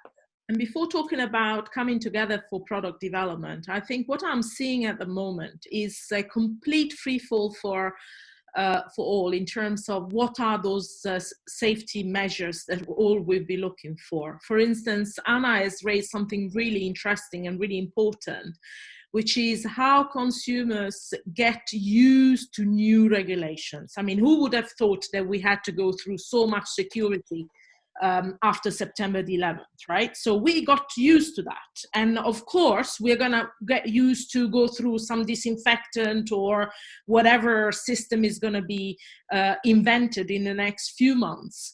I think what I'm finding is that, I mean, we have got a few crisis management specialists in the world, right, in tourism. And yet, we found that a lot are becoming one just because of these crises. Overnight. And I find that extremely problematic, because when we talk about collaboration, particularly in terms of safety and security, we need to really, in this particular case, work with virologists, with scientists that will tell us, how do we make an hotel safer? How do we make an airport safer? Will the 1 meter away or the empty seat between me and the next passenger work, right? There is so much contradiction going on at the moment. I mean, I know, you know, some of the big chain are employing consultants to develop their, you know, safety, hygiene, new protocol. Each and every company is using a different organization to do that. And to be honest, the only thing that this is doing is to make those consultants richer and no give any kind of confidence in the consumer, who is going to have to comply with, or host if that matters. So hospitality industry is going to have to comply with one regulation in Cyprus, one regulation in Greece, one in Italy, one in Portugal, and one in the US. So this is, I mean, is about having clarity how even us as practitioners, as academics, as researchers, how can we really come together to try and influence the policy making, which before even thinking about the product, because I think the product is there. We just need to repackage the product, okay? People who go to the beach in Italy in the summer, where I come from, will continue going to the beach if they've got the safety of doing that. So in the new context, in this new normal. But I think what I get really my blood boiling is that the more, you know, I think we're all zoomed out, we're having overdosed of webinars and all sorts of different things. But how can we then at this point try and say, okay, I am in the UK, you are in Cyprus, you are in Portugal, you are in Spain. How are we going to really make sure that our government are getting the advice in a coordinated and an efficient manner? Because at the moment, I don't see that happening. Marina, I think we couldn't have summarized the challenges and closed the first session and also provide the bridge for Alex and our colleagues on the second session to actually do that. So, and because we're all boiling, I think we need a cup of tea with the boiled water.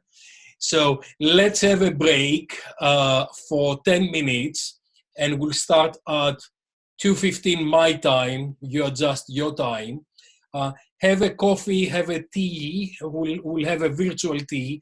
And then we'll have one of the most renowned experts on crisis management and resilience, my good friend Alex, who is smiling on the background there, who has been working for that for about 20 years, you know, and we will hear from the experts on crisis management and where we're going next. So little break, have a tea, and we'll be back in a minute. my good friend Alex Paraskevas has been doing a lot of research on crisis management and resilience for a long time. I'm an amateur in comparison with all his experience, but I've learned from him for many years. And Alex, I've asked Alex to take us through with the introductory presentation, and then we'll have a conversation afterwards. So Alex, the floor is yours. Thank you, Dimitrios.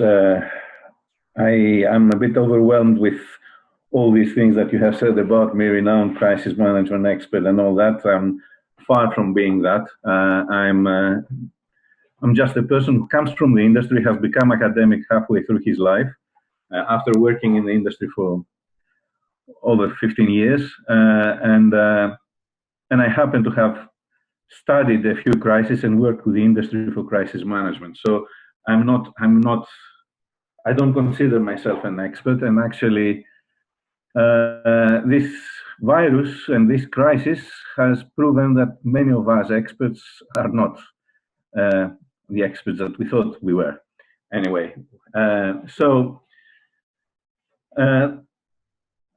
starting this second session, I have to say that everything that I wanted to say has already been said. And this is the consequence of having such a good panel in the first part of the conference, and they've said practically everything. So what I will say is just I will reiterate a few things that have been said in the process, and I will try to share my screen, but I don't know how I can do that now. Alex, go to the bottom of the green button, says share screen.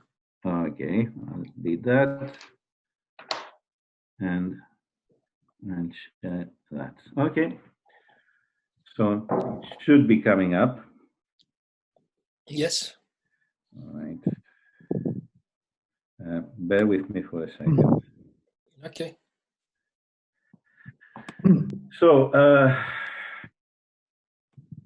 having lots of conversations, and like colleagues before, Marina and Carlos and Anna have said, and Maria have said, lots of webinars and yeah, many pretty valid points raised. So all I want to do is just to introduce you to COVID, or how it looks like. And what I was intending to do, but you have done it already, is to debunk three of the major myths that surround COVID. Okay, so the first one would be the myth of unprecedented crisis. The second myth is that we have it under control, and the third myth is that when it's all over, we will go back to business as usual. So I think that we have covered that quite extensively. It's not this word unprecedented bothers me a lot in terms of business in the tourism, perhaps planning or whatever. It is unprecedented, but in terms of business, it's not. The cause of this crisis is not unprecedented. So this is a newspaper head front page back in 1918, and what we see there is, it could easily be the front page of Telegraph or The Guardian today, or a few weeks ago. Influenza epidemic closes schools, churches, theaters, drugstores swamped with flu victims, and so on. And even the measures that were taken are exactly the same. Avoid crowds, walk to work, cover your cough and sneeze, and then other measures, schools closed, funeral ban is ordered, and so on. Even the anti-flu habit is wash your hands, take precautions. Influenza, stay out. We stay at home. Now we moved from staying at home to be alert, stay alert. So What is unprecedented is really the level of preparedness, both at national level, government level and all that, and also at business level. Even the businesses that have had some clue about risk management and crisis management did not see this coming. And this is, I think, because of the arrogance that we people in tourism have. Over the last decades, everything that we see is growth, growth, growth, growth, growth. And when you are at this stage, you think that you are invincible, that you don't have vulnerabilities, and that even if something happens in one part of the world, in another part, it will not, the other parts will recover, will benefit, or whatever. And it has been an ongoing scenario. We had terrorist attacks in one place. Other destinations have benefited because of the shift of tourism to those destinations. I've been involved in pandemic planning with a couple of big hotel companies since 2008. Did this scenario come up? Yes, it came up, but it was dismissed immediately. And all the planning was done with a view of pandemics that would be at the regional level and not at the global level. So that is unprecedented. And I think that our arrogance is unprecedented as tourism operators. And I think that now that COVID has slapped us on the face, it is time for us to reconsider. The second thing, I'll go very quickly with that, is that we have it under control. Already, Dimitrios showed you this table, and that's last night. We don't have it under control. If you notice here, we have new cases in the thousands coming up in major markets like the US, here in UK, and the deaths per million increase as we go. Even if the media play a certain tricky role, and Maria mentioned about the media at a certain point, I think, or maybe not, I might be mistaken. Here is a headline from BBC News. And this is yesterday, no, the day before yesterday. Italy death toll tops 30,000, highest in the EU. Now, probably you have noticed the table here, where Italy has 30,000 deaths, of course, but UK has 31,800. And this is how media is trying to probably influence public opinion in a very wrong way. The explanation that BBC gave is that it says in EU and we are not in the EU. Therefore, this doesn't count. Italy is still the #1 in terms of deaths in the EU. And the third thing that I wanted to show you is some statistics here, which show that we don't have it under control. These are the daily new cases. And although you see some fluctuations, on average, last week, this last 7 days, we had on average every day 5,000 new cases in UK. And we are one of the major markets here for the tourism in the Mediterranean and elsewhere. And also the deaths, although there is a trend, a downward trend, you will notice that we still are on an average 500 dead people every day in the last 7 days. You can see these troughs here, but these are the weekend. Probably people do not die on the weekend. They tend to die from Monday onwards. And this is why we have this fall here. So we should be looking also at history. When we are talking about starting all over again, let's learn something from history. And this is a totally different virus. You see the colors are different. And this is the Spanish influenza. So what do we see in the Spanish influenza? Back in 1918, it came in 3 waves. The first wave is here in terms of deaths, right? Followed by a second wave, which was 5 times more lethal, and a third wave, which was twice as lethal as the first wave. So when we are thinking about opening up and opening the beaches and all that, just let's consider that we might just be at this point here and think about what could happen. I'm not saying it will, but it's something that we need to consider. So definitely, we have moved from the seasonal disruption gradually to a more prolonged disruption for many countries. It's taking time.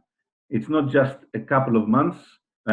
Yesterday, the Prime Minister announced measures that will be implemented, and then some hospitality businesses may open in July. We will have travel restrictions still on.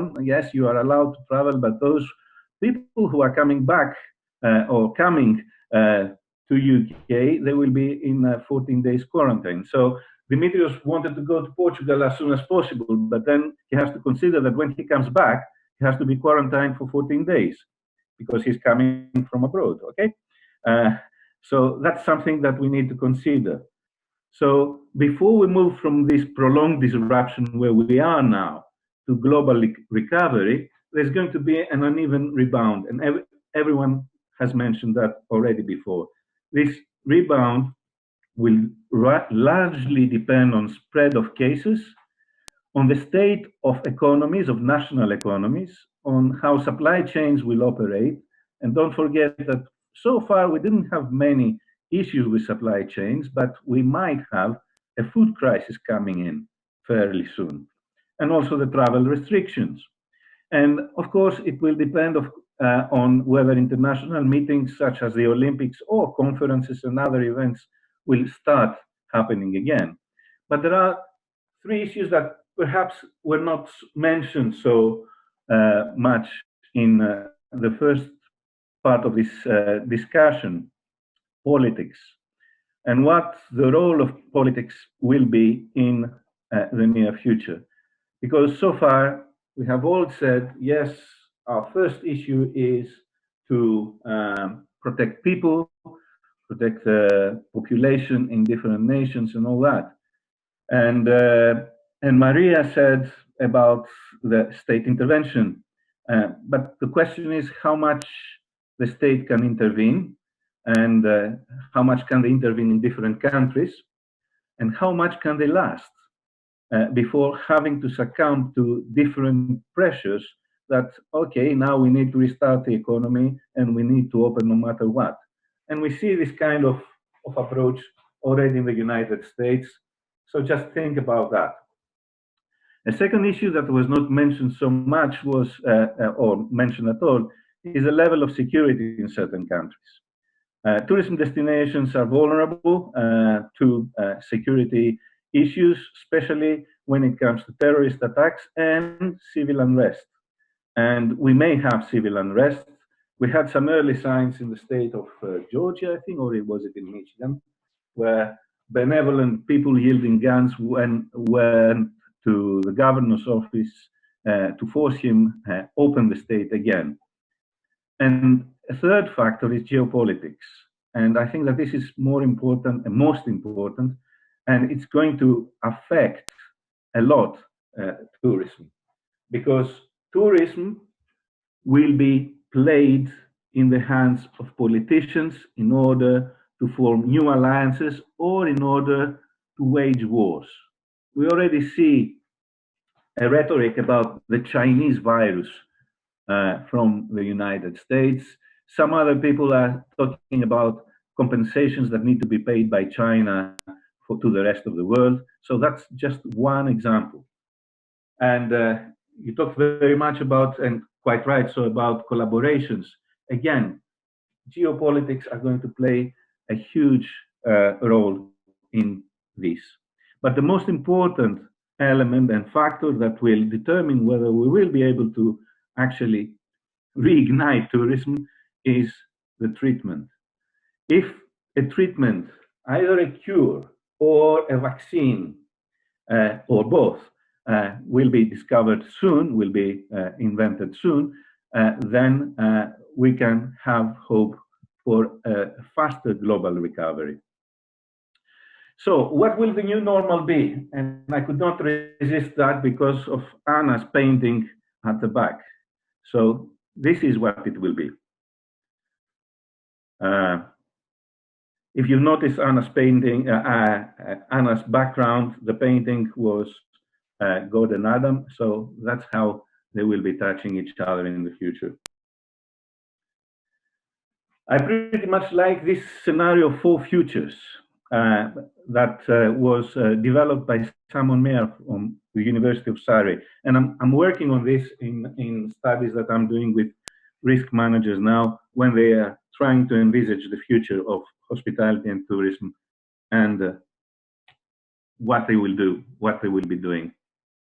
So there are two basically scenarios in terms of whether the response to the COVID will be centralized, so state-controlled, more state-controlled, or distributed, so more in the hands of the tourism businesses, and whether the guiding value would be economic principles or social principles. So is it about protection of life or is it about making money?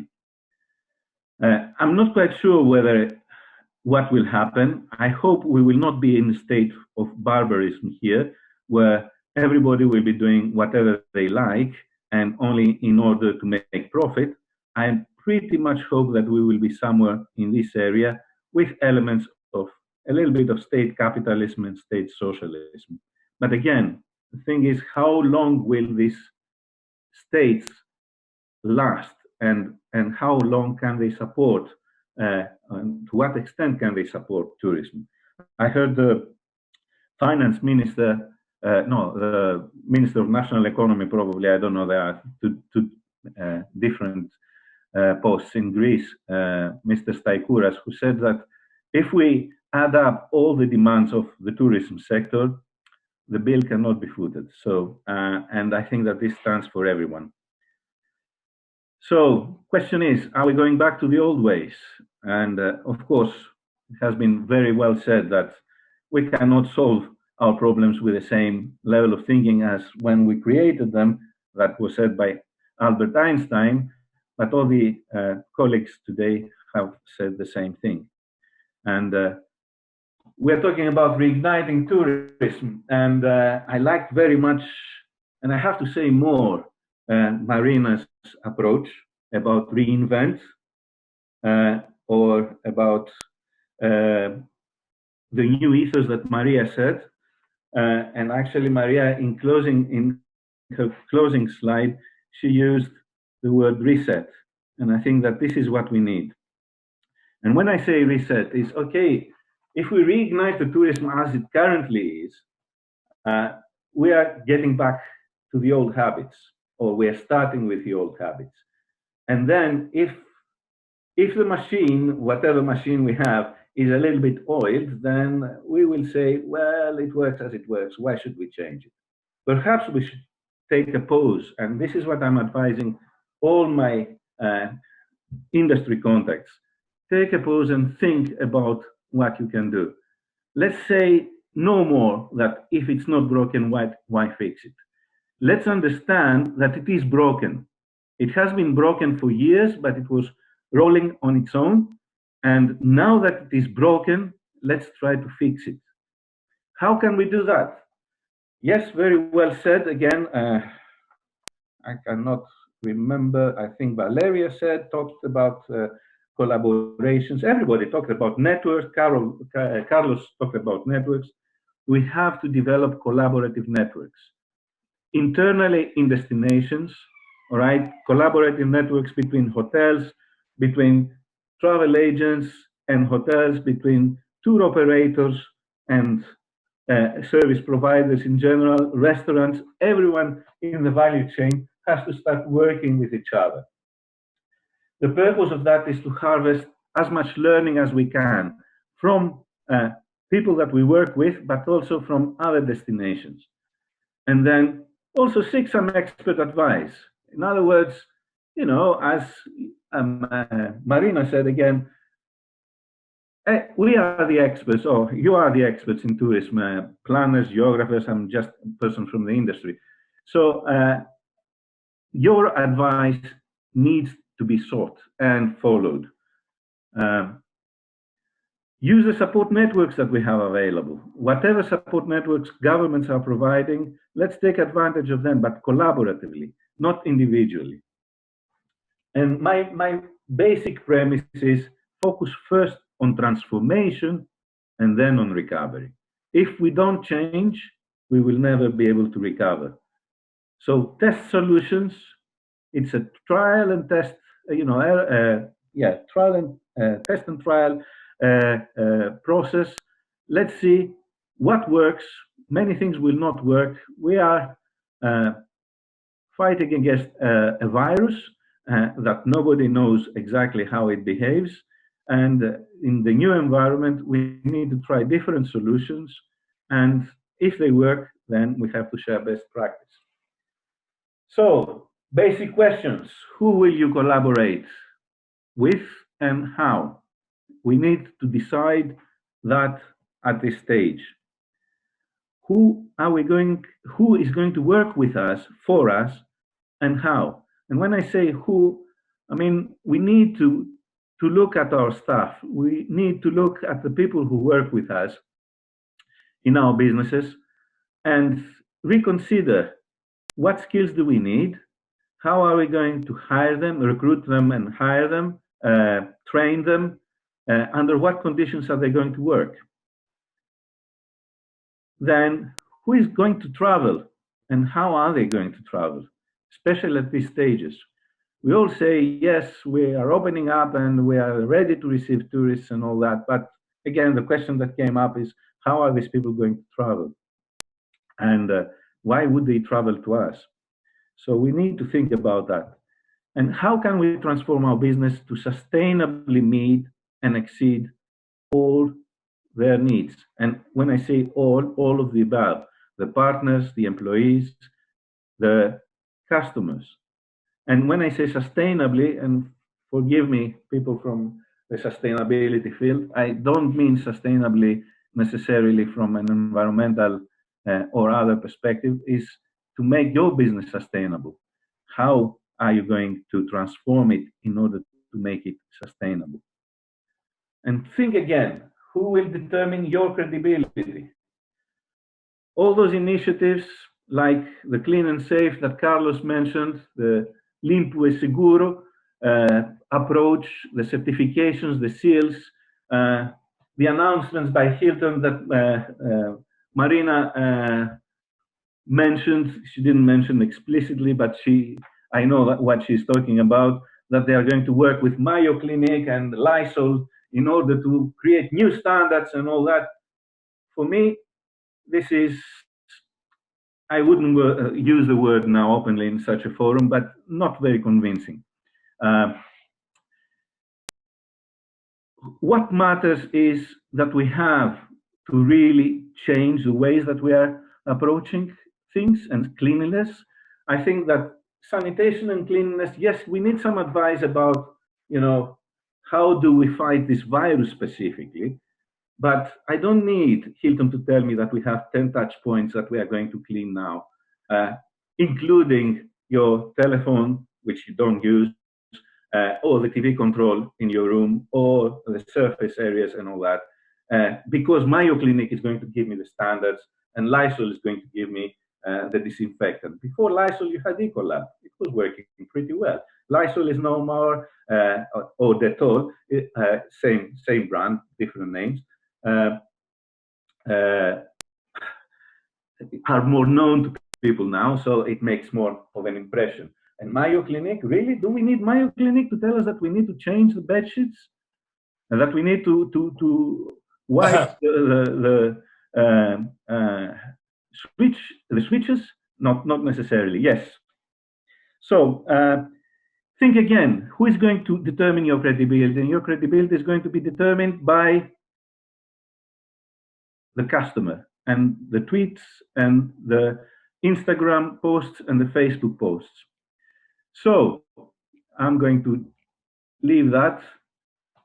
Whether we like it or not, domestic tourism by driving is the primary source for this new restart. And then we deal with the rest. And trust must be the key. And I liked, again, that Maria mentioned that, I think, yes, in the end, or was it? Yeah, somebody mentioned it anyway. But what kind of trust? First of all, it has to be physical trust. In other words, make sure that the destination or the hotel or the restaurant is really safe, not only for the customer, but safe for the employees as well. The second one is emotional trust, trust that, you know, travelers can travel to the destination and to the accommodation or use the restaurant without feeling guilty that they are doing something wrong. Okay, that everything that this company is actually taking care of its employees, not only of its customers, but of its employees and of the local community. Financial trust that no one exploits nobody because of the coronavirus crisis. So we are not exploiting our clients, our customers. We are not exploiting, yes, just one more. We are not exploiting our employees. We are not exploiting our partners. And finally, digital trust, because we are moving very much into a non-contact IT digital service. So people have to trust that their transactions, their information, and their personal data are secure and private. So all in all, we talked about responsible tourists. Let's make sure that we protect our destination and we don't turn them like this. Thank you very much. And sorry Thank you, for Alex. taking so long. I think it was extremely interesting, and I think you brought both macro and micro issues together, and I really like this trust framework at the end where you bring everything together. The main difficulty will be, of course, that a lot of people are so desperate to restart tourism because their livelihood really is desperate on that. And as you know, I've been in many conversations around the world where I'm trying to kind of make people think about the conditions under which they should open tourism, and rather than rush into it. And I think you provide the full support to that. Thank you so much. Also, one more point is the travel bubbles that are being discussed and the collaborations that we need to talk a little bit more about them in the discussion later. Thank you. Yeah, and I think there are several issues about facilitation, like travel insurance and travel advisories and a whole range of other things that we'll need to be looking at. My good friend Eduardo, that I brought from the previous panel into this one, I'd like him to talk to us a little bit about Spain, and then Inmaculada. Benito, my good friend from Mallorca, is going to tell us what's happening in Mallorca and what's happening in Iberostar. And then we'll probably have Barbara and then Andrew. So I'm just giving you the order of how we're going. And I don't know if I've forgotten anybody. So, Eduardo. Hello, everybody. Hello, colleague. Hello, academic. And hello, everybody now in the social network. My name is Eduardo Parra. I'm from Laguna University. I am the president. Well, I was president of Spanish Association of Tourism Research. And now I'm working and collaborating with different, international journal of tourism like Tourism Review or Journal of Destination Marketing or Journal of Hospitality and Tourism Management. So when Dimitrios told me about the possibility to collaborate, okay, I told him that Dimitrios, I'm going to talk about first some screening about what is happening in Spain, and later on about what is happening in the Canary Islands. So the shock in the Canaries and in Spain, like in Italy, has been really, really incredible for us. The tourism of Spain and in the Canaries is really, really important for our economy. And in terms of financial and economic, the situation in the Canaries and in Spain is so complicated. Now, for example, in Spain and in the Canaries, we go into the phase 0. We are now, today is the phase 1.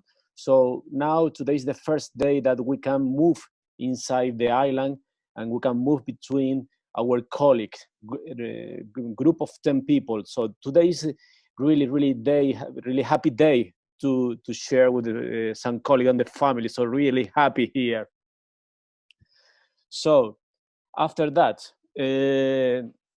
before the beginning of March, all of our principal resource of our economy, the beaches, was closed. Was terrible for our economy and was an incredible situation. So it's the first in the history of the tourism in Spain and the Canaries, we had tourism zero.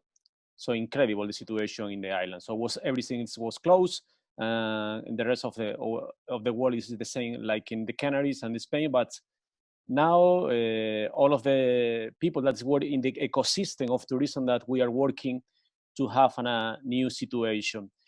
When Alexandros was talking about the credibility, here is one of the things that we are working in Spain. This is the first thing that we have, the Safe Tourism Certificate. Probably later, Inmaculada, we can talk about that in the hoteliers in Balearic, in the Canaries. We are working in that way, Safe Tourism Certificate in all of the hotels. If we look, the situation of what's the GDP index give our economic in terms of all of the Spanish, is if you look the slide, that's very, very important for our economy. This index gives us information about the variables related to tourism demand and the foreign in terms of arrival or foreign tourism income from tourism and travel and balance payment. So what's very, really, really important for our economy in most of the scene. In terms of, for example, in the Canaries, the Canary Islands was closed 2019 with nearly 50 million of tourists. So the data is incredible for the island. That's what lowest data in the last 4 years. But if you look the data, this is really, really important. Fuerteventura Island was the higher loss in 2019. But if you look the tourist spending, it's really important in terms of our economy, in terms of the economy of the island. So the situation is really, really, really complicated because the connectivity for the island is very, very important. If all of the border that's closed and all of the airport in all of the Europe that's closed, the situation in the island will be very, very complicated for the summer season. The employment in terms of data in the hospitality sector in the Canaries is really important in terms of nearly or number of employees for every 100 accommodation. So if you look all of the situation of tourism in our economy, it's really, really important. Or the dependence of the tourism in our economy is so high. If we look also overnight stay in tourism accommodation, at the end of last year was a small decrease. Or for example, the affiliation of the Spanish National Insurance Scheme was decreased also. Or for example, if we look the foreign registered national insurance was in decrease also. With all of the data, what is happening now? And now, what I do? No, that's the question that we have on the table. No, the economy of me or the internet of me. Dimitrios talk about that before, or the economy of we. So I want to share in terms of what we can do. In the last month, talking with many people in Latin America and different webinars, and also sharing information with a lot of colleagues in the Canaries and in Spain, I want to share with you different, thinking. It is necessary to work in different mechanisms, plans or operation of national, regional coordination that help to mitigate and give support to public sector and decision making. For example, the government of Spain, they are not thinking about that. They not consider in the tourism what in the middle of the economy. So I don't know if they are thinking what is happening with tourism in our economy.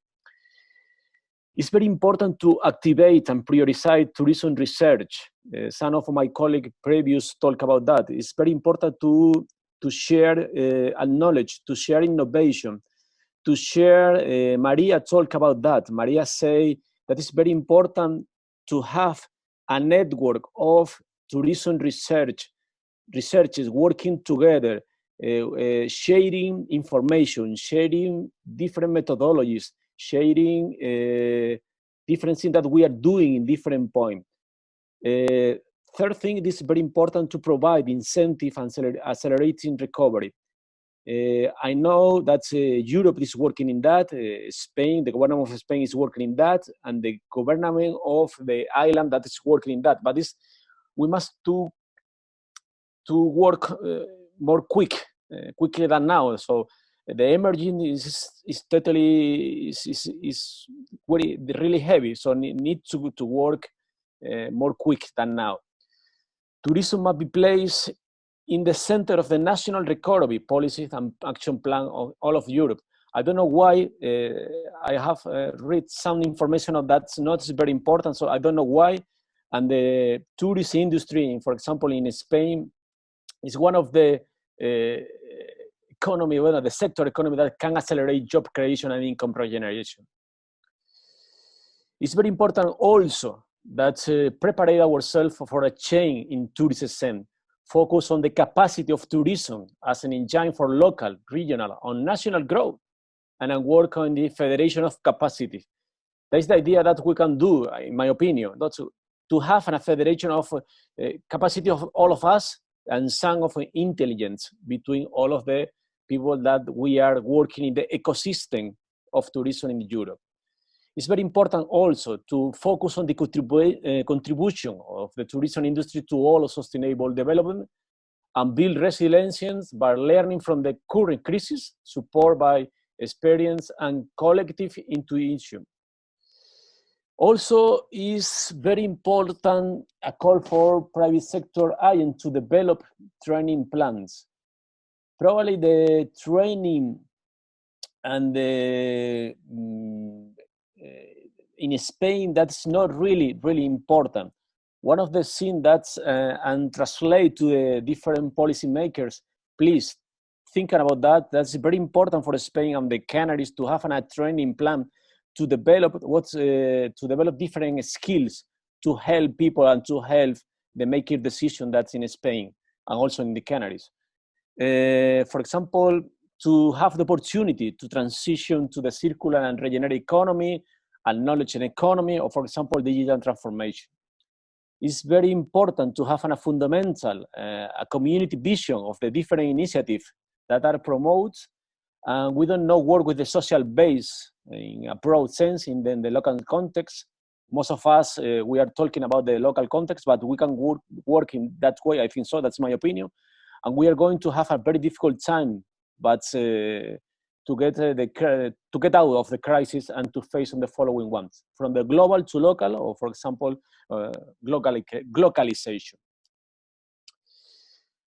Also, that is really important to have the institutional vision, because the institutional, all of the policy that's will not be able to reach everything.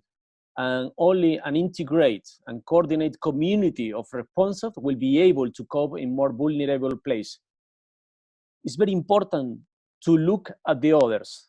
It's essential for the tourism in the island. It's essential for the tourism in Latin America. It's essential for the tourism in Europe. Some of the questions that I could look in the chat, say what is happening in Latin America. Latin American, they have many problems now. And probably they need more help from Europe, and we must to work together. That's the idea, that to look to the others. Risk sharing, in my opinion, that we must to help all of the scene, because if we don't risk sharing, and if we want to think that's only in different economy or the before the economy, the people that are not thinking that what is happening now. So that's why the economy is slowed down, necessary to fight the pandemic, risk sharing. This impact of the crisis will generate much more demanding of customers. So for the gastronomy sector, that's very important in Spain. Most of the people that work in sensitivity and food security. And I think that Carlos talked about that, and in Spain, the gastronomy sector is really, really very important. Transparency will be key, communicating the measure, adopting and facilitate the measures that are being carried out to the tourists. Now the tourist destination, all of the tourist destinations of Europe, that they influence. They are the principal actor of the ecosystem now. If the tourist destination, they don't have, that's not a strategy plan or plan of tourism. That is reanimation plan. We have the flatliner, so we have to put more energy, to put more strategic think inside this reanimation plan. People, it's very important, the people in the middle, the people, us, work on being ourselves, self and knowledge, get out the hopelessness, resignation or passivity. Change is the natural, and the just joining, it will help its growth. Remind Darwin the origin of the species, or for example, our will, our ability to overcome this state of stress. Hard times are coming where effort and perseverance will be the key. That is the paradox of choice. Finally, to close, learning and knowledge binomial, and continue beating off innovation methodology, customer journey map, user experience, design thinking, artificial intelligence, disruptive innovation methodologies. So don't wait for the coronavirus crisis to dictate your decision. Make sure your activity plan, enroll your people, and execute fast. And some question I would like to share with my colleague. I would like to share this question with the people that listen us. So probably we are entering a new tourist area. What will magnitude of the change be like? Is the horizon or no tourism? We'll choose the short distance or the long. How to plan the context of uncertainty. Will there be habit change? Will we know how to live up to the society? Sorry for my English. But I want to share with you my one of the marketing campaign that I love it, of the Mallorca hoteliers, Inmaculada. The sun will shine again. Thank you, Dimitrios. Gracias, Eduardo. Gracias. I think you actually compliment Alex to a lot of the strategic decision making and a lot of key issues that they need to bring us to the next stage. And I think a lot of people will need to actually think what is the new reality, where we're going next, and how we can prepare for that. And I think that gives a good kind of bridge to Inmaculada, because she's seeing a lot of those things from the very sharp end on the industry. And most of the people who have spoken so far are academic, but Inmaculada used to be an academic when we used to work together in the University of the Balearic Islands. And then she had a huge career in the Mallorca and the Balearics hospitality industry, being the president of the Hoteliers Association. You can say that better. And then recently with Iberostar. So it's a good thing that we academics are saying this is what we need to do and all the rest of it. But a lot of the hotel companies, a lot of the airlines, and a lot of businesses are facing bankruptcy. Today, Avianca went bankrupt in Latin America, the second biggest airline in Latin America. So that will have huge implications on everything we do. So a lot of those issues will be open for discussion. So Imna, bienvenido. Hi, Dimitrios. Hi, all people connected to this conference. I'm very happy to be here. I don't have a special presentation for today, but I would like to show you a video to introduce my speech today. So we can, from the video, that is a very short, is 2 minutes. I hope all of you know Iberostar. Iberostar is a family company owned. We are now we have 120 hotels around the world. We are in 19 countries at the moment, and today all of our 120 hotels are closed. So we are facing the biggest crisis we have faced in our long history, 60 years old company, and we will explain to you how we are facing it, but we would like you to see this video. Hello world, I'm your guest. If there is a bright side to the current situation, is that it has given me the chance to really miss you. Therefore, when all of this is over, I'll be back eager to become a better guest for you. I'll take you into even more consideration, respecting all you offer me. I'll cherish more than ever your beaches, your oceans, your cities and landscapes, to ensure that the time that I'm spending with you is even more responsible. I'll pass on this spirit to the future generations, and I'll live to the fullest every moment I spend with others. All there's left to say is that I'll stay faithful to this commitment, because after all, taking care of you is taking care of everybody. Sincerely, your guest, Iberostar.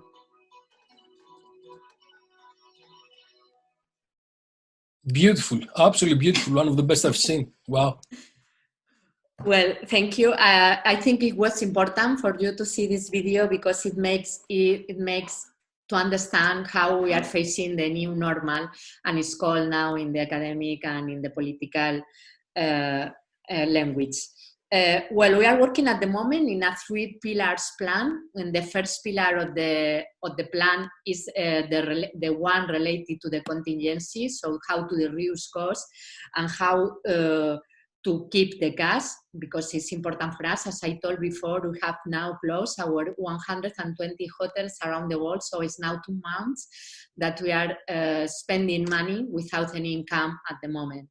So this is the first pillar, that is the financial one that we have been talking around the morning about how important it is for the companies to survive in the near future. The second pillar is the one that is related to the restart plan.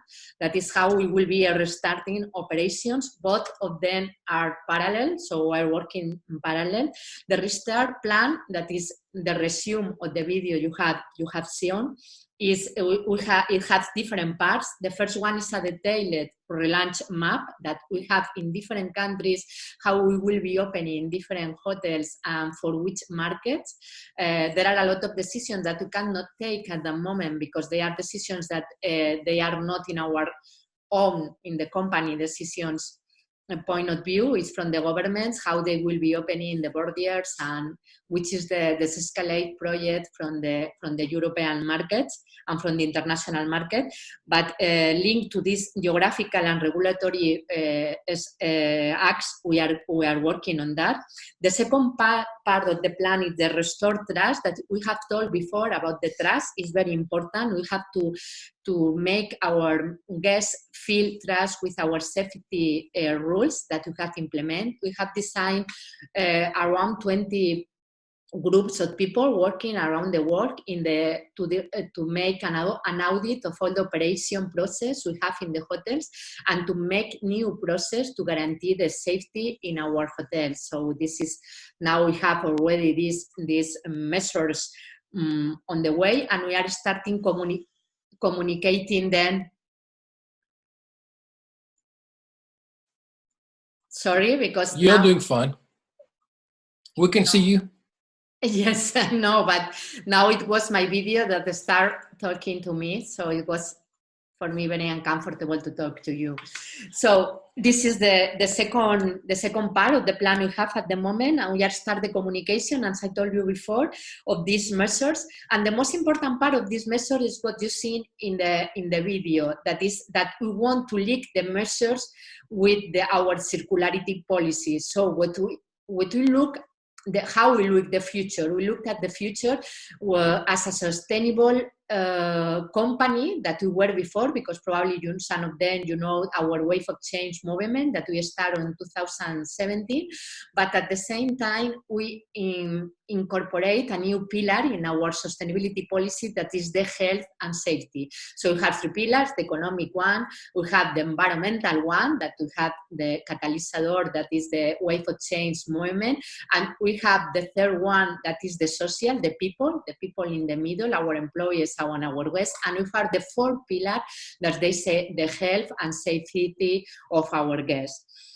The third part of the plan is the safeguarding the health of employees, or as we are an intensive work company or work people company, we need to train and to keep safe not only our guests, also our employees. So we are training them at the moment, and also we are preparing our office and all our hotels, not only from the guest point of view, also from the staff point of view, to be able to keep them safe. The 4th pillar of this plan is the reviving the demand, the tactical pricing and the capture of demand, how we can do. Now every company is at the same point as we are in 0. So no one has at this moment any reservation. We've had the reservations are flexibility booking reservations, so we don't know how it will be degrading in the future. So all of us, we need to cap this demand, and for Iberostar, it's very important to cap this demand about adding value to that. So it's not to spend the holidays, it's how they can be feel well spending the holidays with us. The 5th part of this plan is the robotic operant supply chain. It's very important for us, the supply chains, all of our providers, our suppliers. Why? Because we must make sure that the sustainability point that we want to put in value during the new decade is related also to our supply chain. It's not only in our internal hotel operations, it's also we keep in all the traceability with all suppliers. The other part is the IT and technology, because as you told before, I don't know who are you, but some talk about how digital it will be more important than ever, because we will be to a contactless new economy, new tourism economy. So we have a lot of plans related to that. Now these plans are staying by, but we are planning how to relaunch them more quickly than before we had planned before, because we know that in the new normal we must face them. And the 7th part of the plan is the timeline, how we can start planning our restart operation, but with a lot of care, because there are a lot of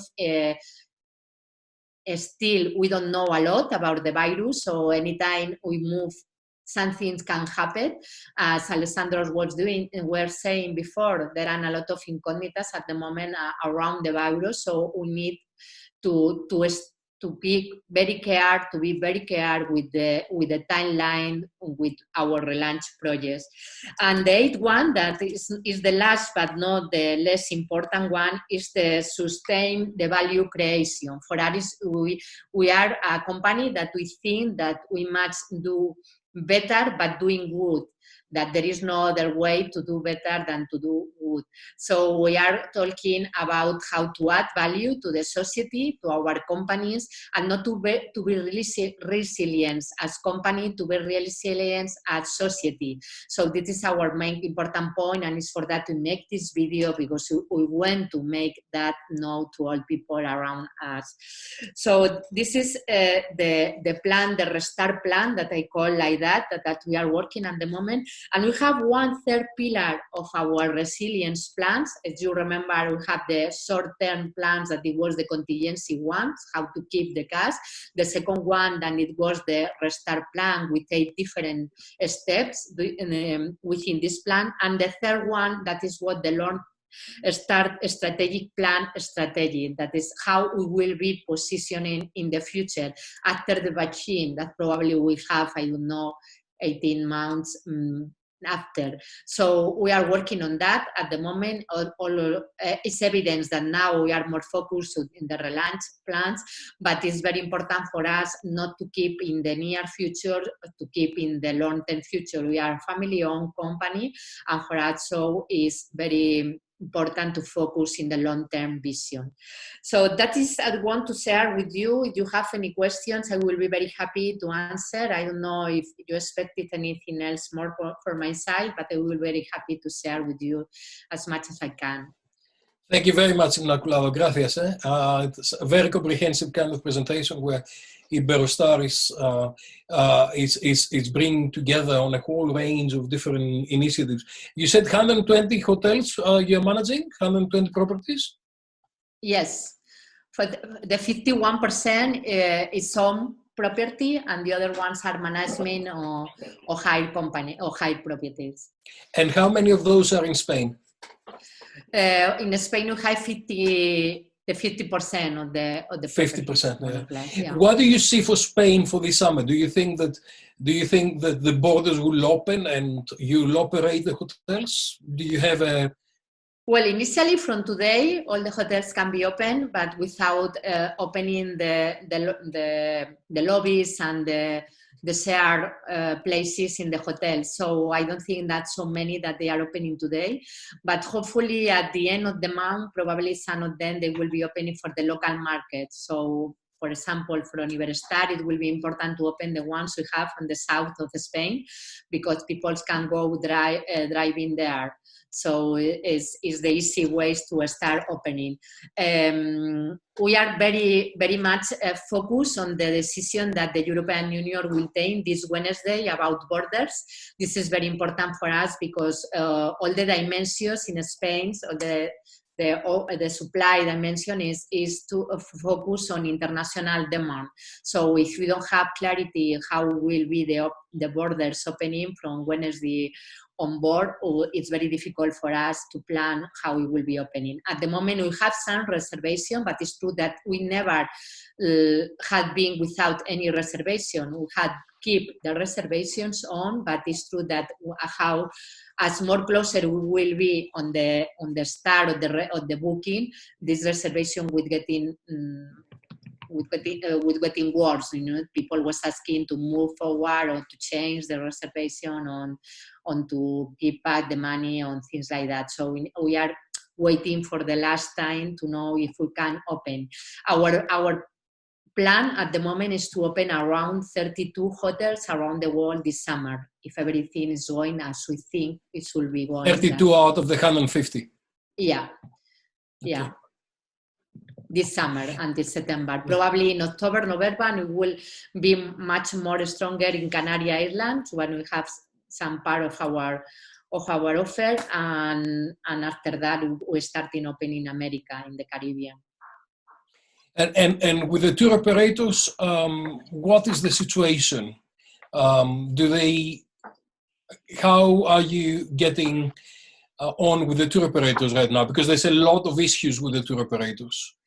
Well, the tour operators, they keep in mind to start flying at the middle of June. Most of them, the beginning, middle of June, they are saying at the moment, but they are very much waiting for each country recommendation. You know, Jet2 is waiting for Boris Johnson, and TUI is waiting for Germany, and so we are start talking with them about these protocols, these measures that we could put in place, and how we can communicate to the client, and how we can start building this trust to the consumer. That is the most important thing at the moment, because Spain has lost a lot of trust during this crisis.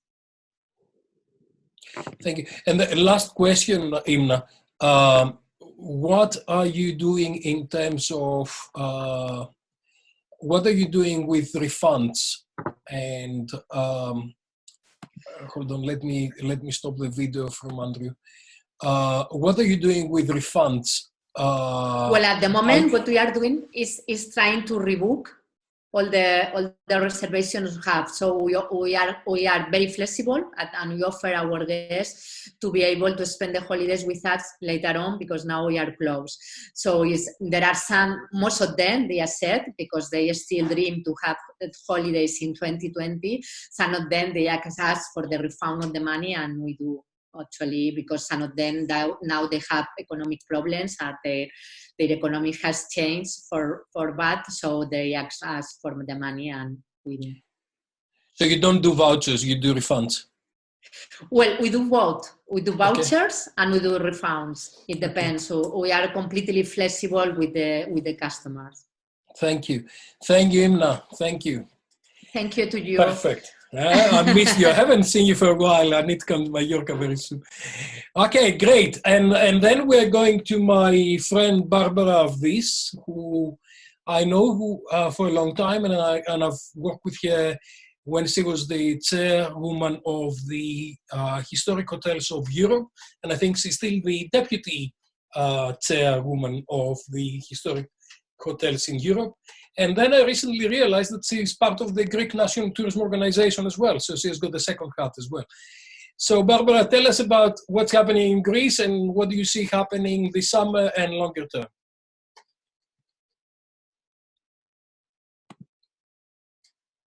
Okay, good evening, good afternoon, everyone, and thank you, Dimitri, for the introduction and the invitation to participate at this very, very interesting conference. I have been following with great attention all the discussions earlier, and certainly I can say that you have given us an excellent platform and a vision to reflect upon in terms of how to apply your findings into the business perspective and at the transnational level. It has been very interesting hearing what is going on in Portugal, in Spain, and in Spain. Listening to what you have said before, there is one thing I believe that we all agree, that global tourism is never going to be the same again. And actually, no human activity will ever be the same again. And I don't think that there is a magical way to get out of this crisis. It would be really naive to hope for a simple end of that and return to what we considered before as a normality. And the quicker we realize that, the faster we will be able to restart not only our lives, but the way we go about and the way we do business and the way we do tourism.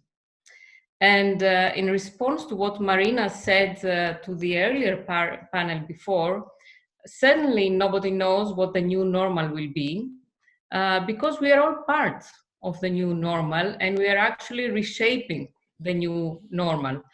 As Alexandros very nicely stated before, the new normal should be in terms of collaborative networks. So we will be asked to collaborate while we are social distancing. So it's interesting to see how this will go. In terms of business, with no precedents, no facts, no data to rely on, the big question is how we will be able to do business, how we will be able to do business projections for our tourism businesses and our hotels. Just 3 months ago, we can only think that we were sitting at our conference rooms with our colleagues, readjusting our yearly budget based on the trends and the statistics that we know how to deal with. Can we do that any longer? Certainly we cannot. And I do really apologize to you professors that now this is going in contrary with what we have been learning at the universities and what you have been teaching. And what do I mean? As events with the COVID period change by the day, there is no pattern that we can rely on and to base our projections in order to safely do our business the way we thought that the way we were dealing with businesses until January. However, there is one thing I believe that we can rely on, and this is our intuition. And when I talk about intuition, I'm talking about the intuition that is driven out of our experience in the business so many years and out of our expertise. And certainly we have to be ready for adaptability, because business today, they have to adapt and adapt quickly if they want to respond and stay in the market, and flexibility. These two are the keys to develop within our businesses if we want to remain, to have a good short and long-term strategy, because we don't know what is coming ahead. There has been a whole discussion about the protocols and the new protocols, not only in Greece, but what I've heard in Spain and Portugal as well. And I already hear a lot of hoteliers that they are complaining about how they will be able to adapt to these new hygiene protocols. Now, I would like to see it differently, and I think that we all need to see it differently in the market. These protocols are not irrational procedures imposed to the way we do business. This is the new normality. And sooner or later, we have to realize that if we want to be and remain successful, we shall adapt into these new protocols. Adapting to these new protocols and putting these new protocols into the way we do our business in hotels, in restaurants, in transport, in the transport area, is actually showing respect to our guests, because this is the way that we show them the safety, that we are safeguarding their safety. And this is not only respect to our guests, but it's also respect to our businesses. Certainly, new rules are not easy. We all agree to that. We all want the change, and sometimes we know that nobody wants really to change. However, no matter how strict are those rules, businesses always find their way to adapt. And especially, we have already seen some excellent examples in gastronomy that seems to be an area more at risk now with COVID. We shall focus on people. Tourism is about people. Tourism is about our guests. And this is now our very, very first priority. However, it's not only from the side of the business, it's certainly also from the side of the guests. As Maria very well stated before, our guests are now considered and expected to be a lot more responsible, as we saw also in the video of Inmaculada. We all remember what happened during 9/11. We were all thinking how we're going to travel after that. We did it, we made it. And even though fear was the very first factor that was in our minds after 9/11. So fear shapes our behavior, and fear shapes the behavior of the travelers and the guests. Just think how many times in the past couple of months we have all hashtagged the stay safe hashtag, because we all needed to feel that we are going to stay safe. So as fear has shaped the new tourism after 9/11, fear is shaping it again today. And we have to look at fear into the eyes in order to be able to respond, and in order to be able to get into the shoes of our customers and provide them with the safety and the security and the trust they need in order to travel, in order to visit our places, in order to be able to unwind and to relax. Because if you don't feel safe, you cannot unwind, you cannot relax. So in terms of business, planning should be based today on adaptability, on flexibility, and certainly on resilience, as you have all said since this morning. Now, we do know that financially, we are aware that many businesses will be threatened with bankruptcy. We have seen today, as Professor Dimitri said, about the airline in Latin America, and we know that many businesses will not be able to operate this year. Certainly, the Greek state will support in one way or another those businesses. Being on the side of the businesses, of course, they should start considering not only how to fund the 2021 opening, but also how to reshape their strategy and their profile for 2021.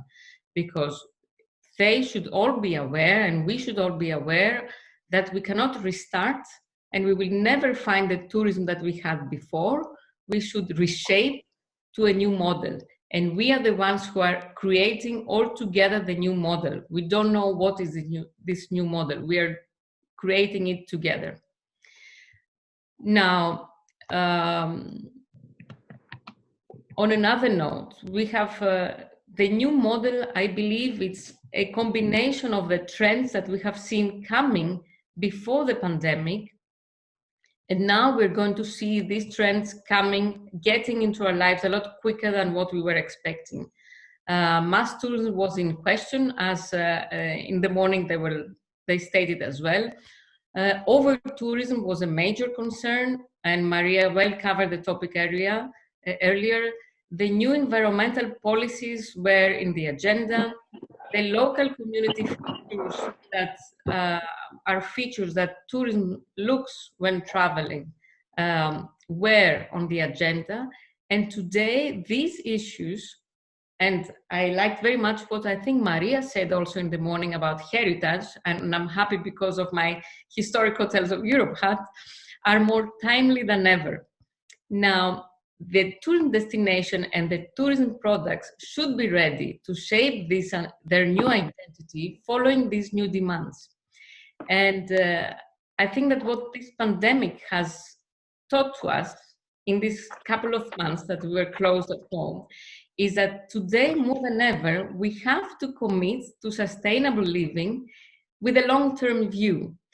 And when we say sustainability, it's not only in terms of the environment, but it's also in terms of the economy and in terms also of the social and the community around us. So the key concepts that we have to invest in business is sustainability, responsibility, and respectfulness from the part of the guest and towards our guests, in combination with adaptability and the flexibility.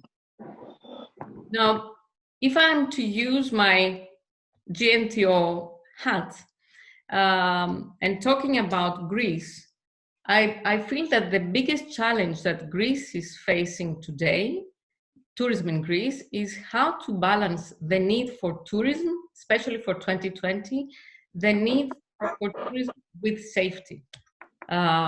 Greece has done very well with safety over the past couple of months, and we have to keep this safety for the well-being of the community. So we hope to start tourism, and we hope that we are going to do well in this combination as well.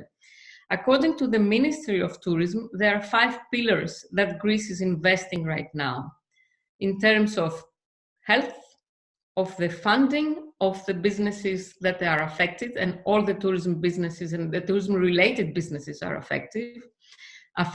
In terms of the diplomacy and foreign relationships, and this has to do, as we all stated earlier, you all stated earlier, having to do with when the quarantine is going to be lifted in most of the states in order to enable tourism flows between Europe. Fourth, in marketing and communication, we do have plans and strategies in place, and we work on plans at the GNTO, especially about how to maintain the relationship with our guests and our existing markets. And we have decided that this is going to be based mainly on the safety feature of Greece. And last but not least, all the communication with the wholesalers or else the tour operators that they are working with Greece. Certainly, I cannot get into the details. There are other people more responsible than me in getting into the details, and certainly these plans are still into discussion and not finalized yet. Now, how do I see that the season, the 2020 season, will be shaped? This year, I feel that it's definitely late. We have to see at late summer a very slow start of the season. Certainly many properties will not be able to operate, and the tourism flow at the end of the summer should be taken as a pleasant surprise, I would say. Tourism in Greece is much more complex than in the mainland Europe.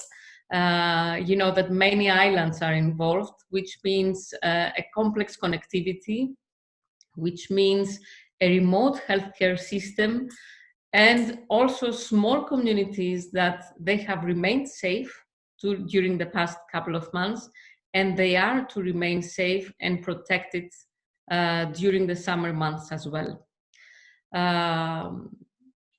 Should we go well with the COVID control in Europe and Greece, I am very optimistic that Greece will be able to invest more and move faster into the all-year-round destinations.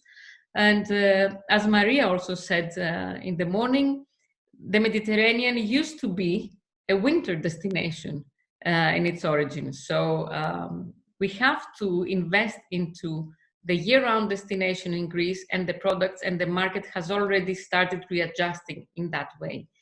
And GNTO also is working on that way as well. Now, all that depends on how the markets are going to open, when the quarantine in Europe is going to be lifted, and what are going to be the bilateral agreements between the countries. Greece is already working on bilateral agreements with non-European countries in order to be able to facilitate the tourism flows and start the tourism flows. A challenge is how to balance all that with safety. I have been hearing also a lot from people in the tourism sector talking about less tourism but more income, and because tourism is going to be more expensive, especially during the 2020, and they expect to have less tourism but more income. Unfortunately, I haven't been hearing a lot the word about quality, and we have to take into consideration that today, more than ever, quality is undisputable. And quality is not only in terms of the services provided in our hotels, but also in the health and the safety that we provide to our guests in all the tourism flow, starting from the transport, ending to the hotels and the restaurants. Now, above all, and as you very well mentioned, Dimitris, today it's a best period for the Greek tourism sector to make a step back in order to be able to redesign or to reset, or as you all said, to reinvent the strategy for the next decade, which should be centered around developing a sustainable tourism model. And this sustainable tourism model should be undeniably in the three aspects, which is the economic aspect, the environmental aspect, and certainly the social aspect, and especially for the small communities that we have in Greece. Thank you very much, Barbara. I think this is a very, very comprehensive kind of approach. I love how optimistic you are, and it's always great to work with you. I've now been classified as very pessimistic in the Greek tourism industry because I'm airing a lot of questions about how we're going to go, especially in the immediate period of reignition, if you like. and I can see a lot of the issues that we're talking about, sustainability and the redesign, redevelopment on the longer term. Can you share with us what is the latest in terms of opening up borders? When do we expect to see people arriving, and when do we expect hotels and facilities to operate? What's the latest from the government? Hotels are supposed to open on the 1st of June, and the seasonal hotels in the 1st of July. Already last week, we received news from airlines traveling. Lufthansa is traveling as of next week, but the quarantine is still not lifted. So if the quarantine is not lifted, it means that the people who are going to arrive are going to be local people living in Europe, that they're going to be quarantined in Greece. If Europe doesn't lift, the European countries don't lift their quarantine, people will not be able, we are not going to be able to allow the tourism flows, because they will have to go into quarantine for 14 days. And I think there is a lot of, I know there is a lot of diplomacy into that field, and we all hope, I think all the countries, especially in the Mediterranean, we hope that this is going to be resolved at the EU level the quickest possible. Thank you. Thank you very much. There are lots of issues that we can discuss, but I know that I've been delaying Andrew in Malta for a long time, and somehow I ended up having him as the last speaker. But Andrew is doing a whole range of things, and I think he and I are involved in several global initiatives in terms of restarting. There are a lot of happening right now, restarting or redevelopment of tourism and things like that. So he can bring not only the Maltese example, but also the global environment. Andrew is the director of the Maltese Hotel and Restaurant Association, and he can bring us up to speed with what Malta is doing.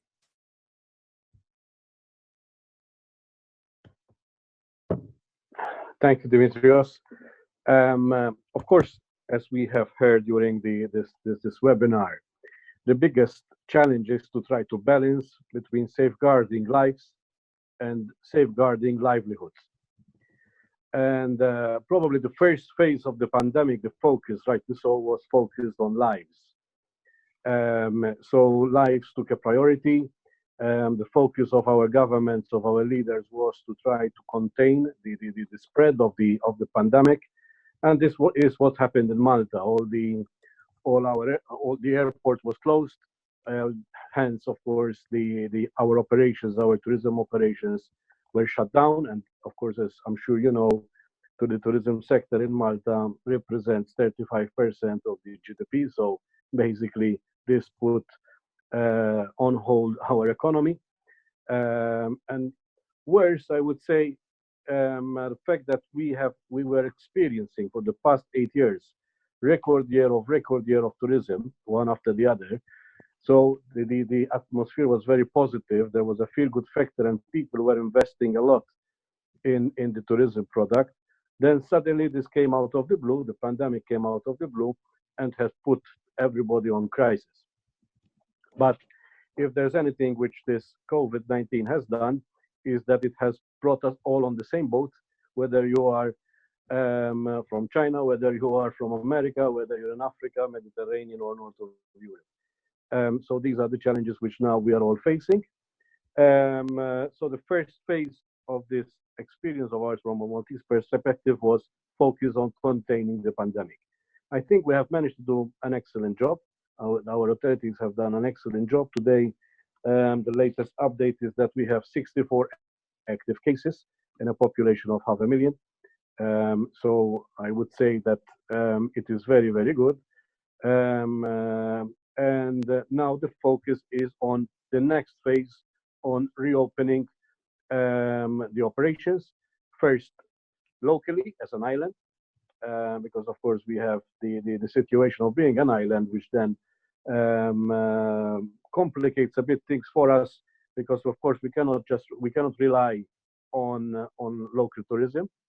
Tourism in Malta represented 2.6 million last year, so shutting down 2.6 million of incoming tourists from overseas, and trying to replace that with local tourism is impossible. Doesn't make sense. So we have the challenge. This week we have started to release the lockdown measures. So certain non-essential operations, retail outlets started to open. We have not yet any clear direction of what's going to happen to the tourism sector. Of course, I mean, we're discussing about it just before this conference. I was in a meeting with the Minister of the Economy and the Minister of Tourism, because it is key in order to restart to the Maltese economy. However, there is, I would say, a conflict between the health authorities and the politicians supporting now the reopening of the economy, which is probably the same thing all over the world. We as an association have been very, I would say now we're reaching a stage of being militant, and we have also called on to government to start reopening the restaurants by the end of this month. Of course, while respecting what has been achieved by the health authorities, but we need to start discussing of when we're going to relaunch, reignite our economies through tourism.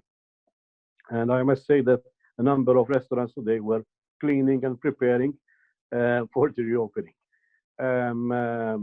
Definitely, it's not an easy challenge, because here we're dealing with the unknown. As Alexandros, in Alexandros' presentation, the graph which showed the second wave and the third wave of the Spanish flu, God forbid, we reached to that stage with the COVID-19, because that would really spell big disaster. Because up to now, we have in one way or another managed the economic situation. In Malta, the government has been very proactive to inject support, direct support in supporting the entrepreneurs with paying the salaries of €800 per employee. And we are now discussing to extend this support to a further 3 months, and other measures such as bank loan moratoriums, the deferral of taxes.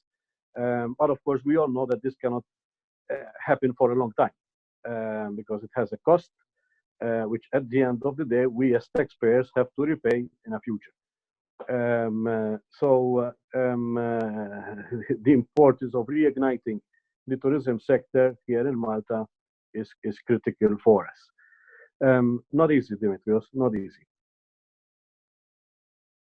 Thank you. I know it's and Malta in particular has got a very high proportion of British travelers, don't you? Yeah, it's primarily because this is the British market is the number one source market for us. Then there's Italy, Germany, Spain. So we really managed to hit them all. And of course, the challenge is that even if we have to open the airport tomorrow, that depends also on the quarantine measures, as already have been highlighted, but also on the opening of other markets, thus releasing also the bans on the movement and travel situation. Has the government announced when they expect that you will be opening airports and when you would expect to bring tourists in? Nothing yet. Nothing yet. Next Friday we have a webinar with the minister, and hopefully she will be announcing some release of the measures, or at least I think a lot of the governments, and actually a lot of the immunologists, do not necessarily understand how the industry works, and they kind of they are quite reluctant to announce things, because a lot of those things are based on what's happening with the R0 and how it's progressing and all the rest of it. But equally, they don't understand that for us to open the business, we'll need the 2 to 3 months preparation time. For a plane to get out, it needs 2 or 3. It's not like a corner shop that you can open tomorrow. it needs awfully a lot of preparation and a lot of people to get together to actually operate a hotel or an airline or an airport or whatever. And quite often, a lot of our guests are turning up in a hotel and they have a happy experience, but they don't understand how much planning, work, and preparation has actually been involved before we get to that stage. And I think we're suffering from that for the time being. And somehow we need to inform governments and ministers on operational challenges that we've got, supply, value chains. Barbara was talking about value chains earlier on, and Inmaculada, to bring all of those people. And I was saying yesterday to someone, I said, how long do you think it will take to bring people in, get them in a uniform, train them again on the new protocols? Because you may have a housekeeper who has always done it, but now you need to train her again from the beginning, and get them in operations. And then the next stage is really the economics of all that, because the new protocols require double the amount of waiting staff, double the amount of housekeeping staff, and probably 1.5 times the people on the front office. So all the economics are becoming really. We really need to look into all the economics again. And I've been labeled as pessimist, but I think unless someone can actually look into all of those things, they cannot. Yeah. On the point of training, as you know, Dimitrios, we're in sync with the Maltese government here on this front, because they have understood the importance of the training of our employees, and especially now that things are changing, the operations are changing. So in collaboration with Forbes Travel Guide, we have launched now a massive training program targeting some 25,000 people, so that in the meantime, while our people are at home, we take this opportunity to prepare them for the new tomorrow.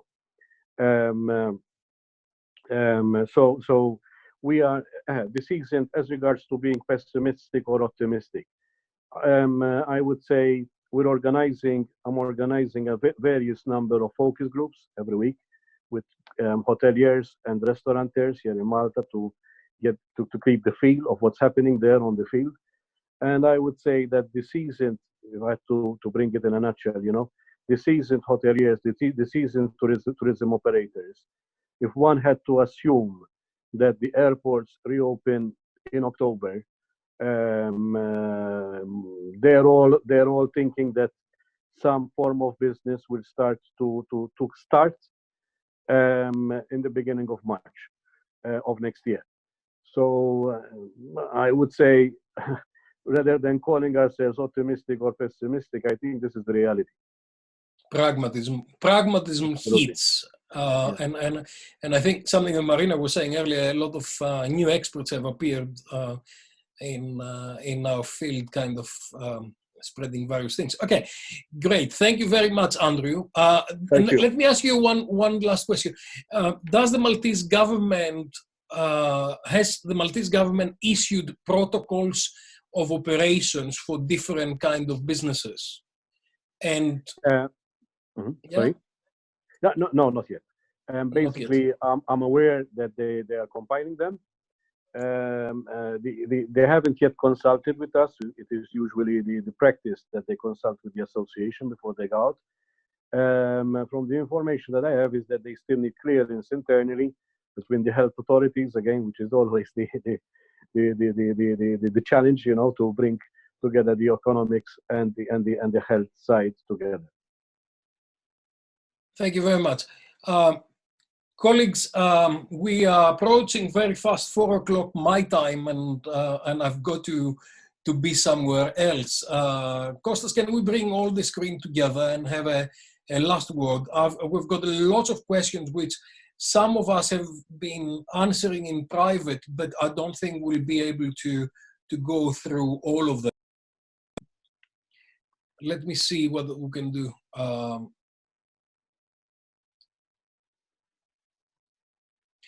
There's an issue about certification, safety, auditing and certification. I'm not sure if Alex and Barbara can actually say under which conditions do you expect that the auditing and certification can be useful. I'm a little bit concerned when I see auditing and certification.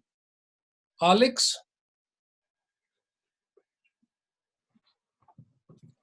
Wait. Unmute. Okay, Alex? I think that this is a very interesting and needed, I think, to a certain extent, first step, but this has to be followed up. I think that, you know, both Portugal and Spain have already started these certifications. I've read about the Madrid hotels and also the strategy in Algarve of Limpo and Seguro approach. They will have seals, but these seals, stamps, whatever it is, are going to convince some of the tourists to travel, but they have to be followed up. And the thing is that the audits that will take place, they will take place today, and everything will be checked and fine, fantastic. But then this certification lasts for 1 year. So between now and 1 year ahead, many things can happen. So to attract tourists at this level is okay, but we need some more reassurances apart from just the seal. Barbara, for your hotels? My personal view is very close to Alexandros' view. I don't feel that a seal or a certification is necessary in today's world where the review of the guest can be public in a matter of seconds. And the review of a guest is the most strong certification that a destination or a property may have. So, as I said before, a hotel that respects its own business and its guests will do the best possible in order to safeguard the safety and the hygiene safety of the guest, and they will see the return of it immediately in terms of guest reviews and the seal of approval from the guests. Yeah, I've got another question for one point. It will be useful for business travel because some companies that have all these risk assessments and everything, this will be a tick box exercise. So they will prefer hotels that have this safety certification than hotels that they will not have. But this would apply more to business travel, and because they have to make sure that they have taken all due diligence for their travelers. Yeah. I've got another question from Katerina, who operates 4 hotels in Zante, Danai hotels, and she was talking about the safety measures that they required, and particularly said, look, with all this protective equipment that housekeeping staff is supposed to do, and the extra work that they've got to do in a 40 degrees environment without an air condition, do you think that we're going to do it, or people will be fainting on the corridors? And I think there are a lot of operating issues that we need to look at, and especially when we are talking about long-term strategies and changing again, and we really need to understand what we will need to do on the short term in order to be able to operate in the new environment. The new environment will be significantly different.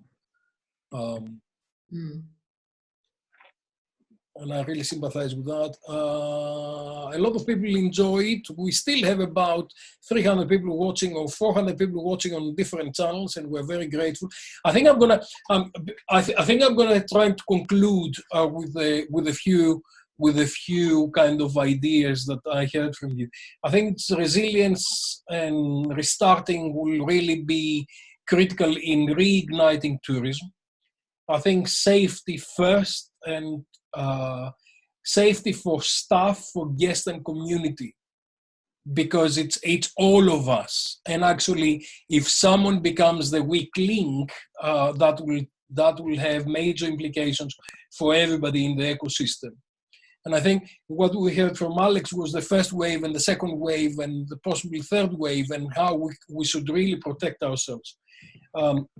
some of the things that Carlos was saying is that we need to go back to planning, although now this time we need to turn the planning around and have safety security first before we do anything else, and have to deal with this invisible enemy that we've got to deal with. And until we have safeguarded our staff, our guests, and our communities, we will not be able to reignite and move forward.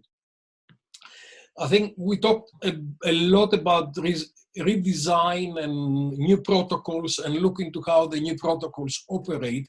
I really want to raise that, especially for those people who have operational roles in their organizations, to look into how the protocols actually apply to their particular circumstances. I've operated hotels with 1,600 guests, and I've operated hotels with 10 guests. And the environment is very different, and what you need to do in one place is very different from another. And I can hear from a lot of people around the world, they say, yeah, I'm waiting for the government to give me the protocols. But actually, we know what we need to do, and we need to do it yesterday. And we need to look into Hong Kong, and we need to look into Taiwan and Singapore, in a lot of countries that they had to deal with these things before, and to learn and adapt to our kind of situation. And the devil is always on the detail. Yesterday, there are some protocols that they were on the press from the Greek government, and what's the conversation that's happening there. And a friend who is actually doing furniture for hotels said, how are you going to deal with sunbeds? And then another friend of mine who is running a summer beach bar said, look, they're going to bring their towel and they're going to put it on top of the sunbed, and that will be sufficient. I doubt it. And who is going to deal with all the compensation and all the lawsuits that will emerge as a result of what will happen? There's a lot of issues about sustainability, not only environmental sustainability, but sociocultural and economic sustainability. There are a lot of issues about flexibility and adaptability and learning in the new reality, although we don't know exactly what the new reality is, but we're going towards the new reality. And we didn't talk much about technology, because I get to talk awfully a lot about technology, but we need digital tools, and we need a smart and real-time management to be able to understand what is the situation, protect people, and optimize performance and optimize the whole ecosystem. And I think a lot of strategies are going to be much more human in the future to address tourism on a global basis. I cannot thank you enough. I think we are on air for 4.5 hours, and I enjoyed. I feel exhausted with so many ideas, but I think this is one of the nicest kind of things that we're doing, and actually one of the good things that coronavirus has done is brought us together to bring all our sources together and share them with the people that they need them most, and get the brains functioning and move us to the next stage.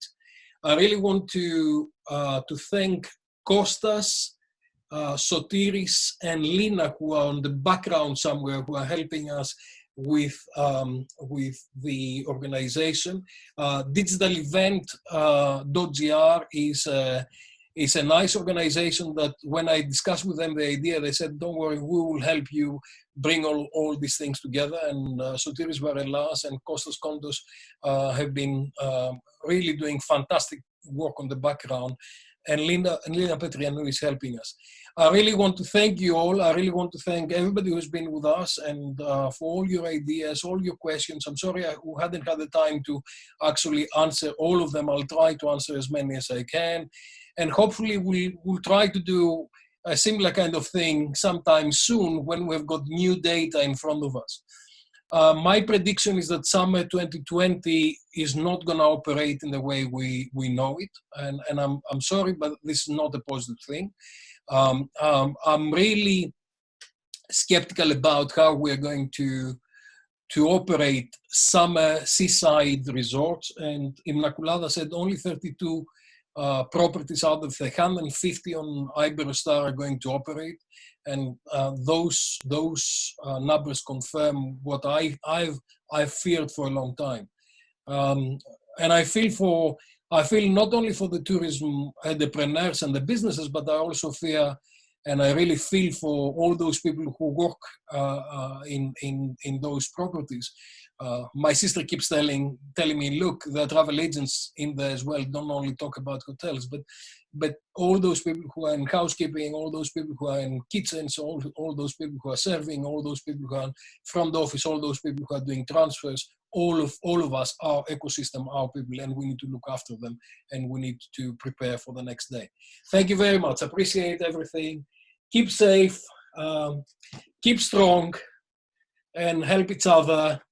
And the group of our panelists, I think we've got a group for a couple of other very interesting things that are happening. Marina has sent me a couple of interesting ideas on the background as we're speaking, but I think a lot of those things have been on my mind for a while. And in fact, I've been discussing them with Andrew in the past, but it happened that we can do some rapid events very quickly.